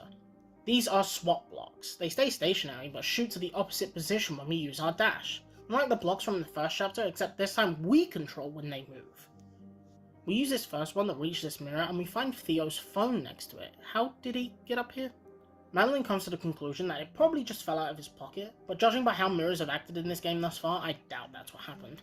So we move to the next room and find our next two gameplay mechanics. These red bubbles that shoot in one direction indefinitely until you hit something or dash, and these torches that light up any given room you're in. These mechanics are alright, and I imagine they'll be used in some tricky platforming moments later, but right now I've got nothing to say about them. So we make our way for a few more rooms, and we find Theo on the other side of a mirror. He says he was just taking a mirror selfie, and a moment later he woke up on the floor on the other side of the mirror, but before he can say any more, he hears something coming and decides to run away from it, so we set off to find another way to get him out. So we move through a few more rooms, and I know I've been neglecting to talk about the gameplay, but what more is there to say rather than you do tricky platforming and maybe figure out how to get the strawberry? That is basically it. And I mean, sure, they throw a few changes into that loop, like the strawberry seeds or the strawberry with wings, but that's about it. It's a really simple game when you take a step back and look into it like I've been doing. I managed to find another tape room in this chapter, and this one actually took me a while, mostly because I couldn't get the timing down on some of these blocks, but I got the tape nonetheless. So we carry on and make our way to this giant mirror that starts pulling us into it while distorting the music, and leaves us in this weird limbo, while a statue cracks and turns into this thing. This is a Seeker, and it's the only thing this game has as a real enemy, and we actually control it here. Which I find so cool! I'm gonna spoil it here. These things come back later and we have to avoid them whilst doing more platforming, but this is such a cool way to introduce them. By letting us play as the Seeker, we can see firsthand what they do and what their abilities are. And by doing it this way, we know what the Seekers are capable of when we need to face off against them later, without needing to fight it and learn in a more stressful situation. So we use it to kill Madeline, which causes her to wake up in the mirror world, where she runs into Madeline again, who says to Madeline that this is exactly what she warned her about, says that we're in control here and not her. So we make our way for a few more rooms, including some with Seekers, which due to our newfound knowledge that we got from being sucked into the mirror, we manage to avoid them. And we find Theo trapped in a crystal that he can't get out of. He then accidentally calls us Alex, to which he quickly corrects himself. I see what you're doing, game. I don't understand it, but I see it. After we're done with some more platforming and collecting strawberries, we make our way around to Theo. We try breaking the crystal, but it doesn't budge, so we have to carry him out of this temple. Leading to the final section of this chapter where we have to avoid Seekers, open up doors and do some difficult platforming, all while having to carry Theo in the crystal, and it's pretty fun. It's cool how you have to figure out the optimal way not only to get to the end of any given room, but also make a path so you can carry Theo through it as well, all while having to avoid the Seekers constantly charging at you. It turns it into more of a stealth game than a platformer. We end this section off by throwing Theo into a giant eyeball which breaks him out of this crystal, and we carry him out of the temple, ending the chapter. That one was really fun, and the metaphors sprinkled in throughout were a nice touch. And we're on to the next chapter now, Reflection, and what's this? It is impossible to outrun your own reflection. Just run away from the mirror. This chapter starts off a bit differently compared to the previous ones. It starts with Madeline and Theo relaxing next to a campfire after going through the mirror temple, and they have a conversation about the weirdness that's been going on. And we can actually choose what to say as either Theo or Madeline. Madeline asks why it's so easy for Theo to trust her, and he says it's because Madeline reminds him of his sister Alex, because they both live deep inside their own heads. Theo then asks Madeline why she's climbing the mountain, and she says that she needs to get out of her own head and that she's stuck in a cycle and needs to get out of it. They keep talking for a while and then they go to sleep. Madeline then wakes up in the dream world from chapter 2, and we see a brand new item we can grab. These feathers turn us into a ball of light and then fly in whatever direction we're facing, and we use this to fly into the sky and encounter Madeline again. Madeline says that she's setting her free and that they'll both be much happier this way. Madeline then snaps at her and tells her that she can't abandon her, and before Madeline can calm down by using the same feather method from before, Madeline destroys the feather and sends Madeline plummeting to a crystal cave at the foot of the mountain, and it's here where the actual level begins. There's only 2 new mechanics in this level. These blocks that are called Kevin blocks because the person who voiced these blocks was named Kevin. They work similarly to Thwomps from the Mario franchise, but instead of moving in one set direction, Madeline can use her dash to make the block move in other directions she dashes in. The other mechanic in this level are these bumpers. They bump you in whatever direction you land on them in, and restore your dash after you've used it. Kind of like the bumpers from the Sonic games in a way. We use these to make our way through the cave, and I actually managed to find another tape room here. And I'm not gonna lie, this one was actually pretty difficult. I just kept mistiming my jumps, but eventually I managed to get it. After this, we managed to run into the old lady again. Not gonna ask how she's here, I'm just gonna assume she's a physical embodiment of the mountain itself and move on. She says that we should talk to Madeline and ask why she's doing this to us, which we set off to try and do. We make our way for a few more rooms, follow the vines along the way, and see some strange border physics. This isn't how that works. And eventually we find Madeline. She says she thought we were done with her, to which Madeline says that it was a mistake and she was sorry, and that they should try and get to the top of the mountain together. Which leads to a sort of boss fight against Madeline, where we had to avoid the orbs and lasers she shoots, while avoiding falling blocks and jumping over spikes. Eventually some other obstacles show up, like the bumpers and the feather, but other than that this section is pretty simple and incredibly cool. It's also set to some really good music to add on to the already cool set piece. There was also this part where I stood on top of some spikes. For some reason. After we've done that, we confront Madeline once again and tell her that we don't want her gone, and that we need her now more than ever, and that it's okay to be scared. Then we get this nice artwork, and Madeline combines with us and allows us to use a double dash. And we use this to make our way out of the cave and meet back up with the old lady and Theo, and end off the chapter. That was a really nice one, and a message it sends to the player I could see sticking with a lot of people. And now we're on to chapter 7, the Summit, and it starts with a cutscene? Illustration? A moving picture of Madeline looking up at Mount Celeste, ready to give the climb one last go. And this level is a pretty freaking good one. And that is because, like we saw before, Madeline is back down at the foot of the mountain, so it gives the game a chance to take us on a bit of a stroll down memory lane. Once we're out of this section that looks like chapter 6's Crystal Cave, we move on to the Forsaken City from chapter 1 with all of its unique mechanics like the traffic light blocks. Once we're done with that, it's on to the old site from chapter 2, which has dream blocks.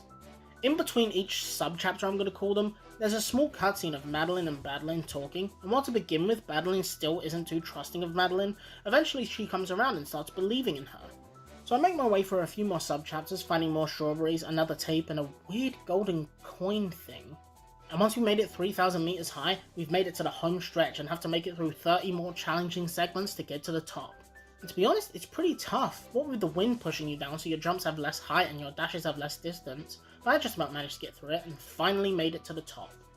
Once at the top of the mountain, Madeline and Madeline look out upon the mountain they just climbed, and Madeline says that she's glad she saw this before she goes back to being a part of Madeline. To which Madeline says not to worry and that she'll still exist, just not physically. And they both decide to enjoy the moment for a bit before the chapter ends and the credits roll. What? Credits roll? That's it? Unfortunately, yeah. That's it. I mean, we did get to the top of the mountain, but I was really expecting there to be a tiny bit more. Well, at least there's a cute cutscene of Madeline and Madeline making their way down the mountain. Once the credits finish, we actually get a small cutscene of everyone we met on this journey congratulating us to making it to the top. And to celebrate, Madeline decides to bake a pie with all the strawberries she collected on the journey. And with a personal total of 8 hours and 7 minutes played, 115 out of 175 strawberries collected, and a grand total of 1,868 holy shit deaths, the game ends. And that is Celeste, a beautiful, heart-wrenching, and downright infuriating game. And it stands as a shining example of how games can challenge you mechanically, but also emotionally. And I didn't even do everything in the game, so when I decide to come back, I'm going for that 100% completion. Another great thing about this game is the music. I don't think there's a single track in this game that I dislike, and I haven't even heard the B-sides yet. If you feel like it, and you have the time, go listen to the OST, and the funny thing is, I've probably been listening to it as I've been editing this video. It's absolutely incredible. Speaking of incredible, this game! Go buy it! It's so good! I haven't even 100% completed it yet, and I still want to keep playing. It turned out that we actually unlock a new chapter for beating the game, the core, so I decided to check it out and see what it was all about.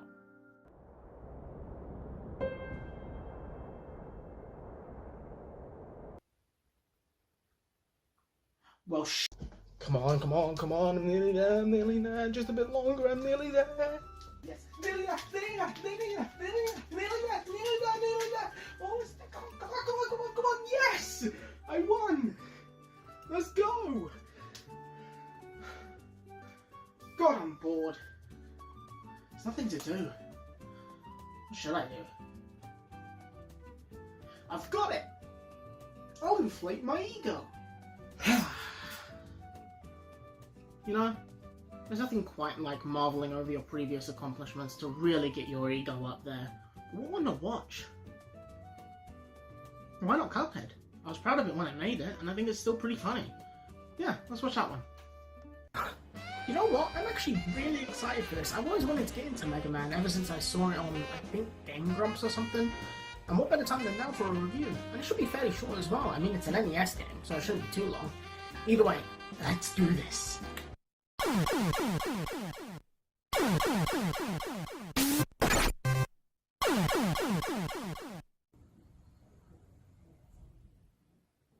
Maybe I should pick a different level.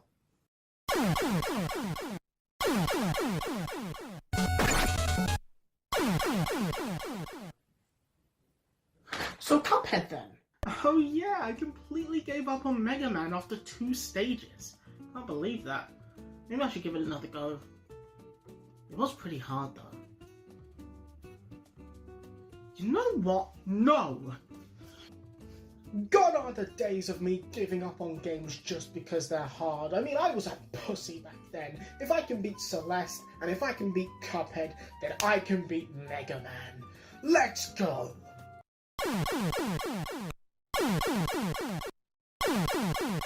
Oh god, what have I done? Ladies, gentlemen, and all they thems out there, welcome back to the channel. Today I am finally making good on a promise that I made in my Cuphead video, and today we're going to be looking at the first Mega Man game. I've always been sort of interested in Mega Man ever since he was announced for Smash for 3DS and Wii U, and I really wanted to play the games back then just so I can get a feel for the character itself. Then again, if I played those games when I was 12, I probably wouldn't want anything to do with the series, but you know what I mean. But that changes today, so how about I stop babbling on and start the game. The story of Mega Man is about 2 scientists, one named Dr. Light and the other named Dr. Wily, working together to create human-like robots for everyday activities, including 2 siblings named Rock and Roll. But one day, Dr. Wily turned his back on Dr. Light and reprogrammed 6 of the robots to help him take over the world. In response to this, Dr. Light modifies Rock into Mega Man, and he sets off to stop Dr. Wily and take down the Robot Masters. The story is pretty good. Too bad the game doesn't tell you any of this. That's right, all of that exposition I just told you, I got from the wiki. The game itself doesn't tell you anything. So either way, we press start and immediately we've run into a stage select. This was the main selling point of Mega Man back in the day. The fact that you could choose any level you wanted and do them in any order you wanted was a relatively new concept back in... Was that the Considering the game put the cursor on Cupman stage, I think I'm going to do that one first. So I spawn in and I'm immediately bombarded by these flying enemies called Bumpy Hellies. Nope, not making that up. And because I don't know what I'm doing, they gang up on me and I die. Not a good start. So I respawn, make it past them, and then I have to deal with these blasters that fire in a set pattern. So I ran past them, not even trying to fight back. Which led me to this room without hearing Susie's. Wait, what? What's their name? And because I'm a silly little guy, I end up dying to them, and there's no checkpoints? So I make my way back, get past them, and immediately die in the next room. But luckily for me, this one actually had a checkpoint, and what? How was that fair? I just spawned in! So I move on and I run into this guy. This is a big eye. And they are a complete health sponge. I mean, look at this. I have a decent bit of health left, but before I can even defeat this guy, boom! Dead in one shot. Now I have a game over and have to start from the beginning of the stage all over again. So that's great. But it's fine. I know what I'm doing now and I'm ready for what this game's going to throw at me. So I make my way back to where I was, but I have no choice but to damage boost through the big eye, and I finally make it to Cupman himself. And immediately die to him because I have no idea how he fights. But luckily I just barely managed to get him on the second go and complete the level. That was tough. Hey, at least I beat one this time. I decided to tackle Electman's stage next, and already we run into these enemies that I can't kill. I can only stop them from a period of time until they start moving again, and Capcom decided to put them on these platforms that are really annoying to jump to. Luckily it was here where I found out that after beating Cutman, I gained access to his weapon, the Rolling Cutter, and it made short work of these things. This stage is very vertical compared to the previous one. I mean, you're climbing ladders for 90% of the level while trying to avoid these enemies that shoot at you. And there's also these disappearing and reappearing blocks that gave me flashbacks to Iceman's stage, but here they're pretty simple. Partway through the level, I saw this item that I have no way of getting to because it was blocked off. I decided to leave it and assumed it was an optional item that I didn't need. I turned out to be wrong, but we'll get back to that later. So I make it to this part and...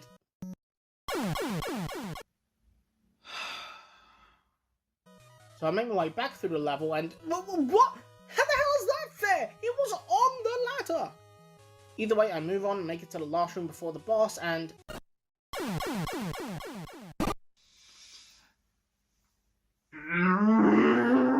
After that bullshit, I start the level again, make it past this bitch, and finally move on to Electman himself. He's already dead. What the hell happened? Well, it turns out that Cutman's weapon does insane damage to Electman, and I basically two-shot him with it. I decided to check out the database after this to check out what it was all about, and it turns out that not only does it tell us what the characters are and a bit of history behind them, but also it tells you what they're weak to. I also saw that there was an enemy called Pickle Man. Really? Pickle Man? I saw that Iceman was weak to Electman's weapon, the Thunder Beam, so I decided to tackle him next. Now if you remember my Cuphead video, you would know that this was the level I chose first when I first originally tried to play the game back then. So I kind of knew what the game was going to throw at me when it came to this level, due to my albeit minimal knowledge of when I first played it. Don't get me wrong, it's still annoying. Slippery ice physics and the penguin enemies make this level annoying as hell. But weirdly enough, this level was actually one of the easier ones for me. And I think that's because I knew what I was doing this time around, and since I'd played this level before, I knew what to expect. Even the disappearing blocks weren't as annoying as last time. And that is because 1, I could actually kill this enemy this time, which was the majority of my deaths the first time around. And 2, I knew that if I failed these sections, I wouldn't die and I would just have to try again. So yeah, when it comes to this level, I haven't got much to say.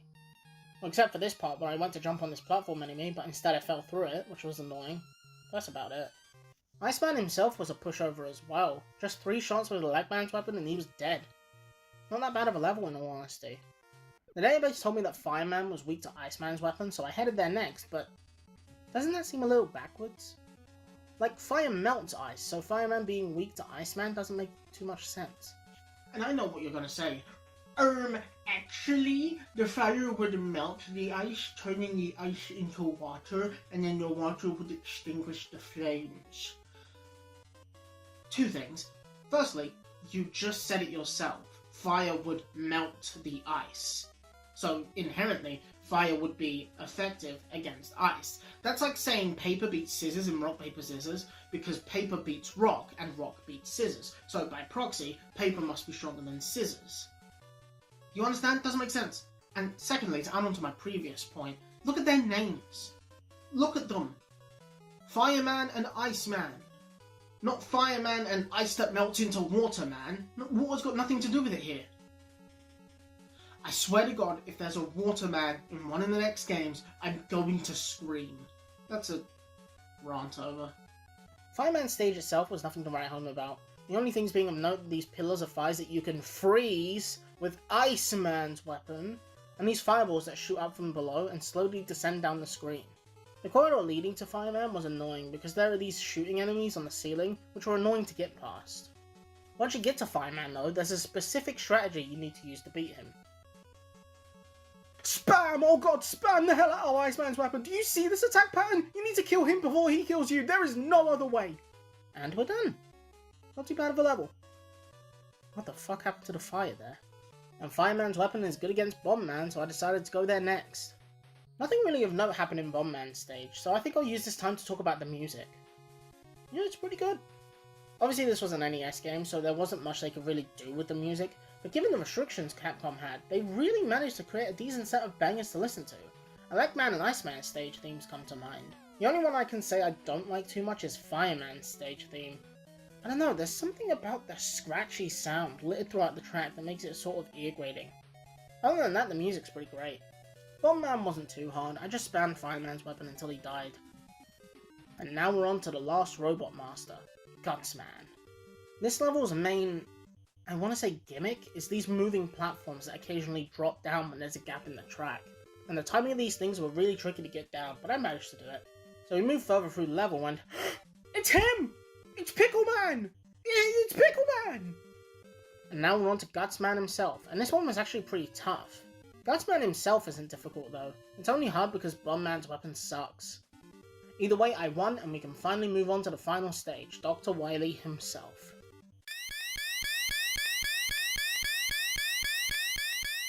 Or at least we would be if the intro to this stage didn't render me deaf! So this last stage isn't exactly a singular stage. It's more so a gauntlet of 4 stages of super hard platforming and enemy encounters, while you make your way through Dr. Wily's castle. There's actually only 3 real enemies in this stage. Big Eyes, Kamadomas, I don't know if I'm pronouncing that correctly, Killer Bombs, and there's this section where you have to platform on footholders over spikes, the first of which really likes to fuck off. Either way, we make it past that section, and I'm stuck. What do I do? Well, it turns out that I cannot progress until I've gotten a certain weapon. But oh my goodness, what's that? Nothing. It sounds like a bunch of you telling me that I already have all the weapons, so what the hell am I even talking about? Well, actually, let me flash you back to earlier in the video, at Electman's stage specifically. Partway through the level, I saw this item that I have no way of getting to because it was blocked off. I decided to leave it and assumed it was an optional item that I didn't need. Oh yeah. That's good. Turns out that you need this weapon to even try and beat the game, but because I didn't know that, I went in head first, not knowing anything about it. And let me make it clear, this isn't a case of, oh, just leave the level, go to a Electman stage, get the weapon and come back. No, once you're in the level, the only way out is to get a game over and choose the stage from the stage select. So we enter Electman stage, grab the magnet beam, 2-shot Electman again, and head back in. So we make it back, use our optional weapon to make our way further through the level, and come face to face with the new boss. This is the Yellow Devil. He sucks.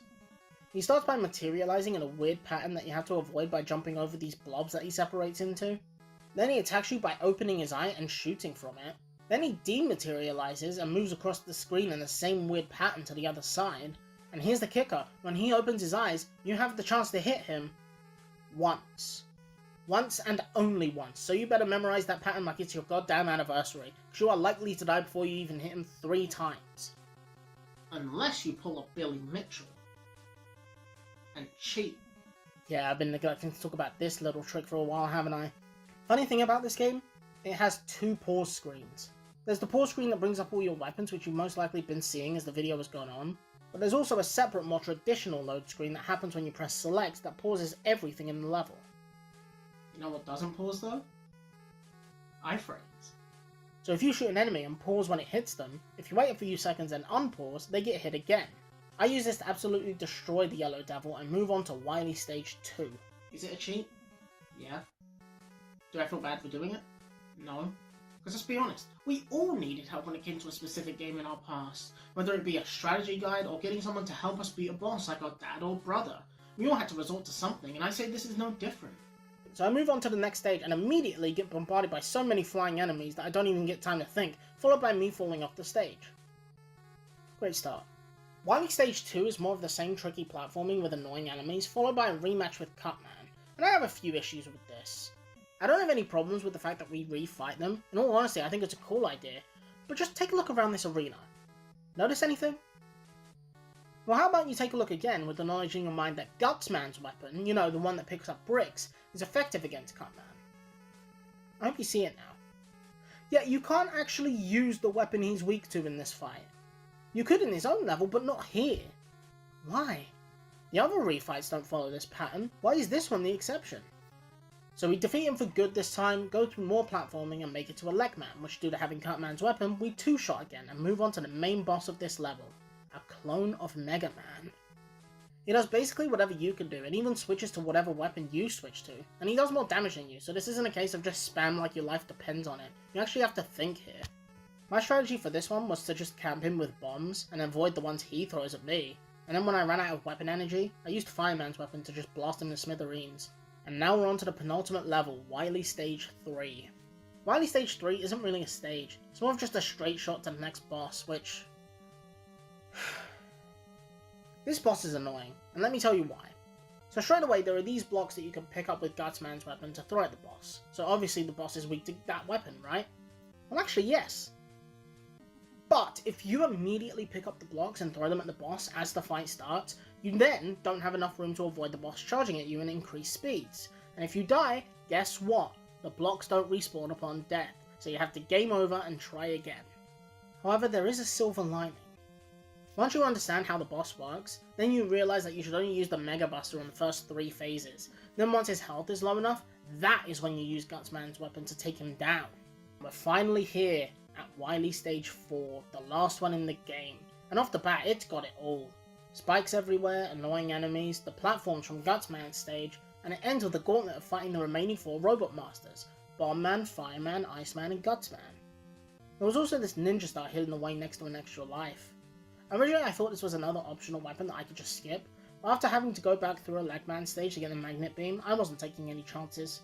So I got it, and it turns out that this is a Yashichi. I hope I'm pronouncing that correct. It only appears in this level, and it refills everything you have to the max, which is really cool, especially for the final level.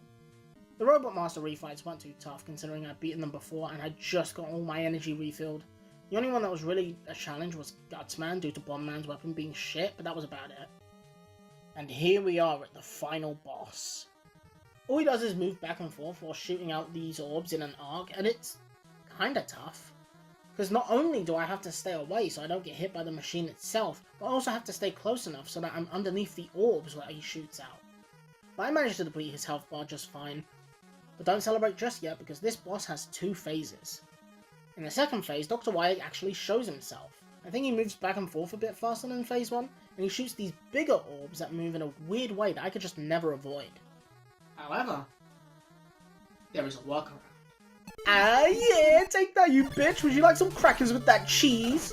And with that, we destroy Dr. Wily's machine, he begs for forgiveness, and Mega Man rightfully runs away. What? He runs away? Well, I guess I gotta set up a sequel somehow, right? And that's the first Mega Man game. Thank God it's over. I kid, of course, but the first Mega Man game is conflicting. It's hard as balls, and I hated 90% of my time with it.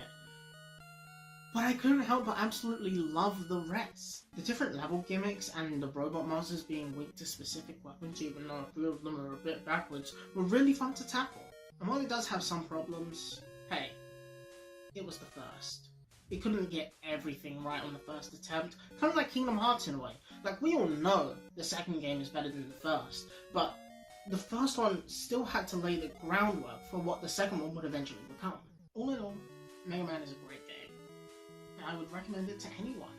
As long as you go into it with the mindset that you're not going to be great at this the first time you play, and you will die a lot. Other than that, the game is great, what can I say? I may even play it again sometime. Maybe after I get back to Sonic, because holy shit, better cash in on that. Sonic the Hedgehog 3 is what many people call the best classic Sonic game. From its expansive and in-depth story to its whopping 12 levels compared to Sonic 2's 8. Or maybe it was the fact that the game was literally split in half to meet with a McDonald's deadline? Really? But, is it really? Is Sonic 3 truly the best classic Sonic game Sega put out during this era? Or does it have some problems that set it back compared to the other entries in the series? That's what I'm here to figure out. But before we get into the game itself, as we've been doing these past few Sonic videos, and it probably will stop with this one, let's go through the manual. It tells us the usual stuff and lays out the story, while also introducing us to Knuckles the Echidna. There's also the stuff we went over before, like the special items, of which there are 3 new ones, the Elemental Shields. They save you from specific obstacles like lava, electricity, and drowning, but they also give Sonic a few more moves to use in the levels. The Fire Shield lets you perform a dash in the air, the Electric Shield draws in rings and lets you do a double jump, and the Bubble Shield lets you breathe underwater and perform a bounce attack. And funny thing about the secondary abilities that the shields give, these abilities would eventually become part of Sonic's base moveset, like the double jump, the bounce attack, and the air dash. We also see the new special stages for this game, Blue Sphere, but I'll get more into that once we play the game. Speaking of, how about I stop yapping and actually play the game? The first thing you see when you start the game, besides the main menu of course, is actually a data select screen. Yes, gone are the days of playing an entire game all the way through. In Sonic 3, you can play the game for a bit, stop playing, and come back the next day and continue where you left off. I know other games did this before, but hey, this is a video about Sonic 3, not Greg Norman's golf power. Once you choose your save file, you're thrown into a cutscene of Sonic and Tails approaching Angel Island, and Sonic turning Super, establishing that this game takes place directly after Sonic 2, before promptly getting knocked out of the form after being caught off guard by Knuckles, who steals the emeralds and runs off. Leading into the first level, Angel Island Zone Act 1, and it's not a copy of Green Hill Zone? No way! I kid of course, but Angel Island Zone is so much more interesting than Green Hill. It's got cool and unique enemies, rope swings, and this cool moment here where Sonic runs up the inside of a giant tree. I also found the first special stage here, and these special stages are probably the best in the franchise. They're simple, they make sense, they don't get too insanely difficult, looking at you Half-Pipe, and the game likes to put so many special rings around the levels, so if you miss one, there's a high likelihood you'll be able to find one later in the level. The first special stage is pretty simple. It's only here to teach you the mechanics of the special stages and how they work, so there's not much to say. So I make my way through the level, and there's actually a mini-boss in the middle of the level that we fight for a bit before it engulfs the area in flames. Nice defense, Knuckles. You'd think that's where Act 1 would end and you'd move on to Act 2, right? But no, it continues on after this point, and it's merely the second half of the stage you've already been playing. And it's here where I found another special ring and entered it to access the second special stage. The second special stage was also fairly simple, and I think it was trying to teach the player the ring mechanic, where if you only collect the outside blue spheres of a set, the rest will turn into rings. With all the square and rectangle formations, and especially this last group where it looks like the game is saying, hey, do this! It made me think that that's what they were trying to teach. The rest of Angel Island Act 1 was fairly straightforward. It introduces the elemental shields that we went over earlier, unless you do this cool loop with the rope, but that's about it. We actually have a boss fight against a machine that set fire to the forest at the end of this level. Yes, just like how Sonic 2 one-upped Sonic 1 with a boss at the end of the second act compared to the end of the third, Sonic 3 one-upped Sonic 2 by having both acts have bosses at the end, and it's a cool idea that other classic Sonic games after this also do. This boss isn't too tough, especially with the fire shield, so we beat him and move on to Act 2, where I immediately find another special ring and enter the third special stage. This one is also fairly straightforward in both the placement of the spheres and the layout. I think it's here to teach a player that the longer you take in the level, the faster Sonic will move, thus making the level more difficult, but that could just be me. I also imagine there's going to be a difficulty spike at some point in the next few special stages. Angel Island Act 2 is pretty simple. It's got floating logs with spikes on them, these rotating bridges, this part where you scale a burnt tree, and a soft lock. No joke, if I hadn't had Tails fly me back up, I would have been stuck down here and would have no choice but to time over and die. Other than that, the level's pretty good, and it ends with a cutscene of Sonic and Tails outrunning this airship, dropping bombs on them before a boss fight with Eggman in the Egg Scorcher Mark III. He destroys the bridge that you came in on and shoots fire at you, while occasionally going behind the waterfall. With the fire shield, it's fairly easy. And that was Angel Island Zone, a pretty cool and unique zone to start the game. After this, we get a cutscene of us crossing a bridge when we encounter Knuckles again, who presses a button to destroy the bridge and send us plummeting into... So, let me clear this up. The level's name is Hydrocity, not Hydro City. A lot of people think that Hydro City is the level's name, and it's only based on minimal things at best. It's either the generation's music selection, or they just called it that as kids and never grew out of it. But I'm not a kid. I'm a petty bitch, and according to NCESC.com, a city is defined by 4 things. Number 1, a minimum population size that must reach a certain threshold that Hydrocity doesn't have. There's no one here. 2, a city must cover a defined geographical area, which, to give it credit, Hydrocity does have that, but it's underground, so does it really count? 3, administrative boundaries and a local government structure. No people, no government. And 4, cities typically have extensive systems for housing, transportation, sanitization, utilities, and communication, which Hydrocity doesn't. Hope that clears things up. But either way, Hydro City Act 1 is pretty good. I have to say, having a water level as the second level in the game was a bold move on Sega's part. You think that with the PTSD that people have from Labyrinth Zone from Sonic 1 and the infamous pink water segment from Sonic 2, then they'd leave the water stage for later in the game. But no, here it is as the second stage of the game. I suppose having the bubble shield does make this level less of a ball ache than the two aforementioned stages, so I guess there's that. It was also here where I managed to get to the next special stage, so let's go over that. This one was probably also supposed to teach you the ring mechanic, but also adds a brand new mechanic to the special stages. Jumping. Spectacular discovery, I know. Other than that, this one was fairly straightforward, but I imagine the difficulty spike is coming sometime soon. And now we're on to the Act 1 boss. It rolls down the half-pipe you're in to attack you, after which he starts spinning this pole, causing the water to move and Sonic gets sucked in. But a couple of hits and he goes down. Act 2 starts with you needing to outrun this wall before it crushes you, and as a kid I remember struggling a lot on this segment, but now that I'm older this part was a breeze. Act 2 doesn't have too much that Act 1 didn't already have. The only new things that come to mind are these spinning platforms, these hand grabby things, and these moving blocks, but that's about it. And you know the drill, a new act means a new special stage to complete, so let's go. And this one was interesting. You're supposed to leave a path through the entire stage because you have to do a full loop, which is what I think this one was trying to teach you. You know, the fact that all the special stages are on one sphere that you can loop around. It's got a fairly tricky layout to get down, but once you do, it's not so bad. And I found another one, so let's get that one done too. This one was tough because the layout was annoying as balls to figure out, but I managed to get through it.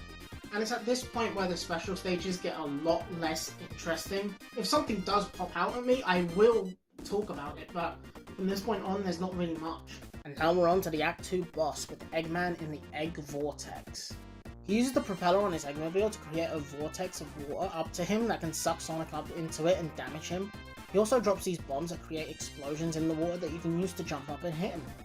And that's Hydrocity Zone done, a water level in a Sonic game done pretty well. The next level up is Marble Garden Zone, and it is one of the more forgettable ones for me. But more about that in a minute, let's get the last Chaos Emerald. This last special stage wasn't too special, unfortunately. I think it's supposed to serve as a sort of victory lap as you get the last Chaos Emerald, which I did, and until a decent bit later, there's not much to say about the special stages anymore. But either way, we get the last Emerald, unlock Super Sonic, and return to Marble Garden Zone Act 1, which as I said earlier was forgettable for me. Honestly, I sometimes forget this level is even in the game at all. I mean, it's got some good ideas, like the things you can spin dash to make platforms appear, these fake spike enemies, which, why would I jump on these to begin with game? They're spikes. These huge swinging spike balls, and these platforms that can increase or decrease in height as you run on them, which funnily enough come back in Generations as a side mission. The Act 1 boss was fairly simple with Super Sonic, so there's not much to say in terms of that. Act 2 wasn't much different either, the only new things really being these pulleys. It makes better use of the spinning platforms, even though they like clipping through walls.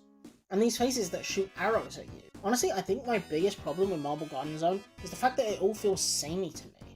So many parts of this level almost look identical to each other, so it makes me feel like I've gone in a loop instead of actually making progress. The boss here is actually so cool. It starts with Eggman in the Egg Drillster Mark II destroying the very ground that Sonic is standing on. Then Tails carries Sonic while flying, allowing him to hit Eggman and beat him. I love that boss because it gives Tails something to do, other than follow Sonic around and getting crushed. And with that, we're a quarter of the way there, and the next stage up is Carnival Night Zone. First of all, why is there a carnival on Angel Island? It's not like Knuckles ever goes there, and I know damn well the Chow definitely aren't. Secondly, when it comes to casino stages in Sonic games, this one is unfortunately not that great. For example, Casino Night Zone from Sonic 2 utilises Sonic's weight and momentum well to create a fun and fluid level that you could realistically beat in a short time. In comparison, Carnival Night Zone just doesn't. I mean, sure, it has some things to help, like the bumpers and balloons, but this level is way more simple and not as in-depth as Carnival Night Zone. And the boss of this level. My god, the boss of this level. You can't damage him directly, instead you have to hit him in order to make him vulnerable, while this spinning top of hate bounces around the screen destroying parts of the platform that you're standing on, and occasionally hitting the boss to cause damage. This isn't a boss, it's just luck, and luck isn't something I want in my Sonic games. And there's not much to say about Act 2 either, it just has more sections where you can build up speed, but then the level immediately stops you. It's like they looked at Casino Night Zone and said, what if we did this, but worse? It has this cool part near the end where Knuckles turns the lights off, but that's about it. And I don't even know what the boss of this level does because I beat him in 5 seconds. All in all, a really disappointing stage. Fortunately, he's followed up by Peak, baby! Woo! This right here, this is the best level in the game. And how can it not be? It starts with you snowboarding down a goddamn mountain before falling into an icy cavern with crushing blocks, snowblowers, and many icy ravines. There are also these swinging platforms that swing higher the faster you approach them, and a block of ice that you push and then ride down to break a wall. The boss of this level isn't too special, he just surrounds himself with ice blocks and as Supersonic it's a breeze, but look at that background! That might be the most beautiful thing I've seen in these games. And luckily for us, Act 2 takes place entirely outside, so we can look at it the entire way. Act 2 also has these trampoline platforms and these penguin enemies that always reminded me of Sonic Advance.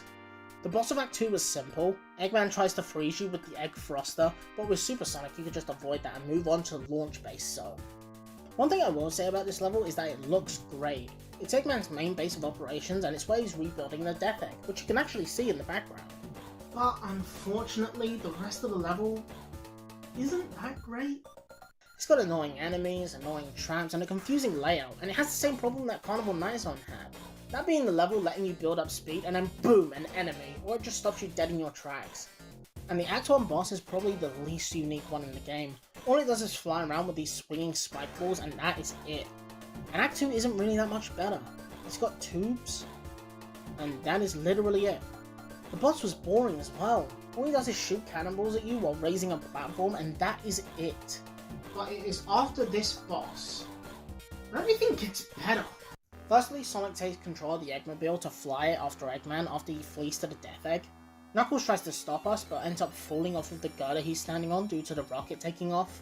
After that, Sonic gives chase to Eggman, leading to the next boss, the Egg Rocket, which we promptly disintegrated with the Supersonic.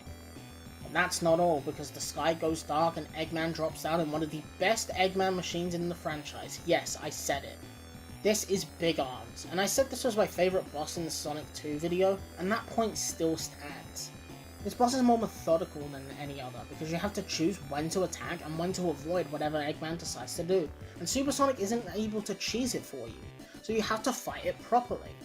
Oh, and did I mention that if you die, you start from the first boss, the Egg Cannon, and have to do all of that again? Luckily for me, I've played this boss so many times that I managed to take it down fairly quickly. This boss is still one of my favourites in the franchise, but unfortunately, that's it. That's where Sonic 3 ends. Yep, that's it. Because as I mentioned at the start, this game was split in half to meet with a McDonald's deadline. So what we just played was what a lot of people got when they bought this game initially. And it wasn't a lot. Only 6 levels. Which doesn't sound bad until you remember that Sonic 2 had at least 8. And that's not including Sky Chase, Wing Fortress, or Death Egg Zone. That makes it 11. So it makes Sonic 3 as an entire experience feel half-baked. And that's because it was, and we know this now. So how about I shut up and start talking about the second half of this game, Sonic and Knuckles. Well, firstly there's this cutscene of the Death Egg crashing down onto Angel Island, followed by Tails carrying Sonic to Mushroom Hill Zone. Soon after, we see this cutscene of Knuckles leaving this cave and closing it behind him. Once he's gone, we enter the cave he closed off to see a special ring. Which when we enter this time, it sends us to the Master Emerald Altar, which reacts to the Chaos Emeralds we have and powers them up into the Super Emeralds, giving us 7 more special stages to tackle, which I will be calling the Super Special Stages. The first Super Special Stage wasn't too tough, but it does introduce these yellow spheres that spring you in the direction you hit them in. Other than that, not too much of note happened here. Mushroom Hill Act 1 is a fine level, but it is a bit easy. And that's to be expected. I mean, Sonic and Knuckles was its own game after all, so it has to have an easy level to start with. But when you look at Sonic 3 and Knuckles as a whole package, it's kinda weird that after Launch Base Zone, you know, a tough level with a 3-phase boss at the end, you get this level that heavily dials down the difficulty. The level itself is pretty good though, and I found another special ring here, so let's tackle Super Special Stage 2. This one was pretty straightforward. Literally, you only go in a straight line for the entirety of the level. I'd love to go into more detail, but when this is what I have to work with, there's nothing I can do. So I make my way further through the level and come across another special ring. Lucky me, I guess. Super Special Stage 3 has a complicated layout, but the gameplay itself is fairly straightforward. Just follow the laid out path, collect the blue spheres, and that is it. I would say this is the easiest one so far, but the last one was a straight line, so I can't. And I immediately found another one. Man, they really want you to get all the emeralds this time, don't they?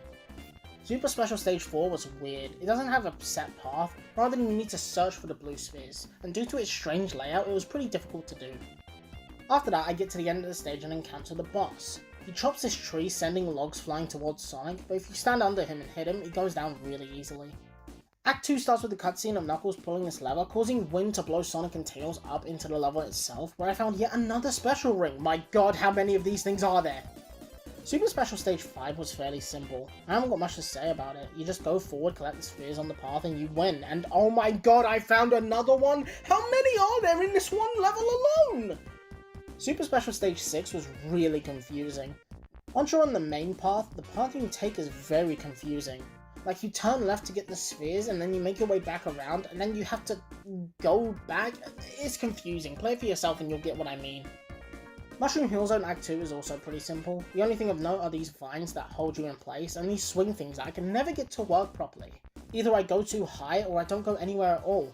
And oh my fucking god, I found another one! I got all 7 Super Emeralds in the first 2 levels! Why are there so many in this one stage? Super Special Stage 7 was really simple, and that confused me. I was expecting at least a few of these to be difficult, but they were all really easy.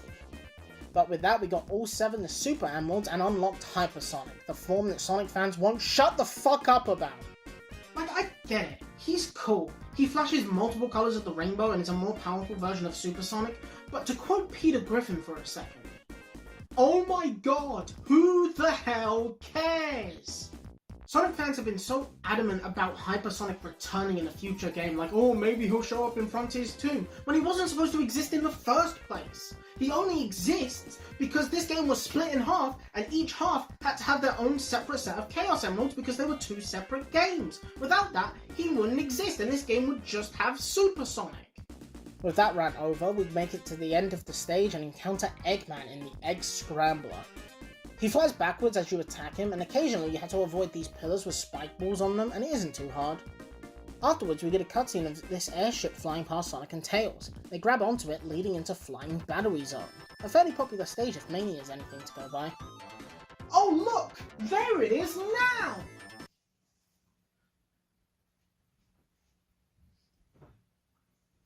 Flying Battery! Flying Battery Act 1 is a really fun and fast-paced level. It has these launchers, these graded tubes, the monkey bars that you can climb across, and these springs that have fire spewing out of the sides. Unfortunately, this stage is fairly linear. There's only 1 or 2 moments where the path branches off, and it's not even for long. The Act 1 boss was actually pretty cool. You can't attack it directly, but you have to make it hit itself with its big swinging balls. Why the fuck did I put that in the script? However, you can cheese it slightly with Hypersonic by standing on its weak point, and since you can take it down fairly easily.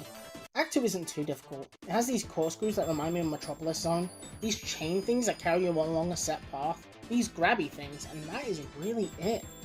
And this level is just as linear as the first. I see why it came back for Mania, but as a level itself, it's kind of underwhelming. The boss of this stage is actually 2 phases. It starts with Eggman using this light to shoot a beam at you, much like the boss of Wing Fortress Zone. Once you've beaten that, then he hops into the Egg Hangar. He shimmies along the platform Sonic's on with his spiky hands and shoots fire out of his head, and he occasionally swings up for you to attack him. But I shredded him with Hypersonic and moved on to... I don't want to play this one! This zone sucks. I'm not even going to sugarcoat it. Sandopolis Zone can be described in 1 sentence. Where the fuck do I go? This stage has it all. A confusing layout, annoying gimmicks like these blocks that you have to push to make them move like 2 feet, and the part where you cascade down the side of a building with a rope that you could just jump down. And not to mention the spikes that are hidden behind the animation of the falling sand. Like, how the hell was that fair? The boss of Act 1 was stupid as well. You see, you have to lure him to the edge of the arena to make him jump into the quicksand and die, which is fine, until you realise what fucking franchise we're playing. Screw using your abilities to beat the boss, how about you just stand at the edge of the arena and be like the bully of an emo kid and wait for him to kill himself? I got off track here at some point, Jesus Christ. Act 2 introduces these light switches that you need to pull to stop these ghosts from attacking you, and that is it. I'm not fucking joking. This level sucks. Act 2's boss is just as simple as Act 1. You fight Eggman in the Egg Golem as he... moves? I don't actually know what this boss does because I blitzed him with Hypersonic, so... yeah. Luckily we have a good level next, Lava Reef Zone. This level also came back from Mania, but unlike Flying Battery Zone, this one deserved it. This might be one of my favourite levels in this game due to its interesting level design and its gameplay mechanics like crumbling floors, since we are in a volcano, and the lava and fire based enemies and obstacles, making this level a dream for the fire shield. There's also some cool environmental storytelling, with you being able to see the crashed death egg in the background. The Act 1 boss is also interesting. It starts with these tentacles coming up and shooting fireballs at Sonic, which you can destroy by jumping at them. Then this big hand comes up and tries to crush you, and you have to destroy the fingers to take it down. And funnily enough, this isn't the last time we're gonna see this hand, but I'll get back to that later. Act 2 goes through a complete transformation, as we're now in a crystal cave of sorts, as we avoid geysers that shoot streams of fire every few seconds, pads that launch small spiked balls into the air at audible time intervals, large steel blocks that move up and down or side to side, and rotating blue rods with bars on them.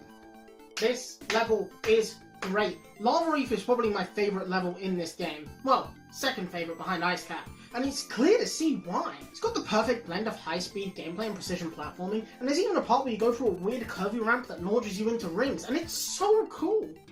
Act 2 ends with Knuckles pushing a boulder down some stairs to attack you, causing Sonic and Tails to fall down and encounter Eggman in this cool area with the Death Egg crashing to the island. This boss starts with you needing to jump between platforms as the screen scrolls and these platforms crumble. Then you need to ride these platforms down the lava, which leads you to the boss itself, Eggman in the Egg Inferno. Again, you can't damage him directly, rather you need to use the bombs he shoots out to damage him, and without a fire shield, I could see this boss being fairly difficult, especially since it lasts a while. I mean, it takes 14 hits to beat him, so you're in it for the long haul. But I beat him and moved on to Hidden Palace Zone. It's less of a level and more of a straight shot to a fight against Knuckles underneath this mural depicting Super Sonic fighting against Eggman for the Master Emerald. This fight is fairly straightforward. All Knuckles does is punch, glide and spin dash, so he's pretty easy to beat. After this, we get a scene of Eggman stealing the Master Emerald. Knuckles tries to stop him, but he gets electrocuted and Eggman gets away.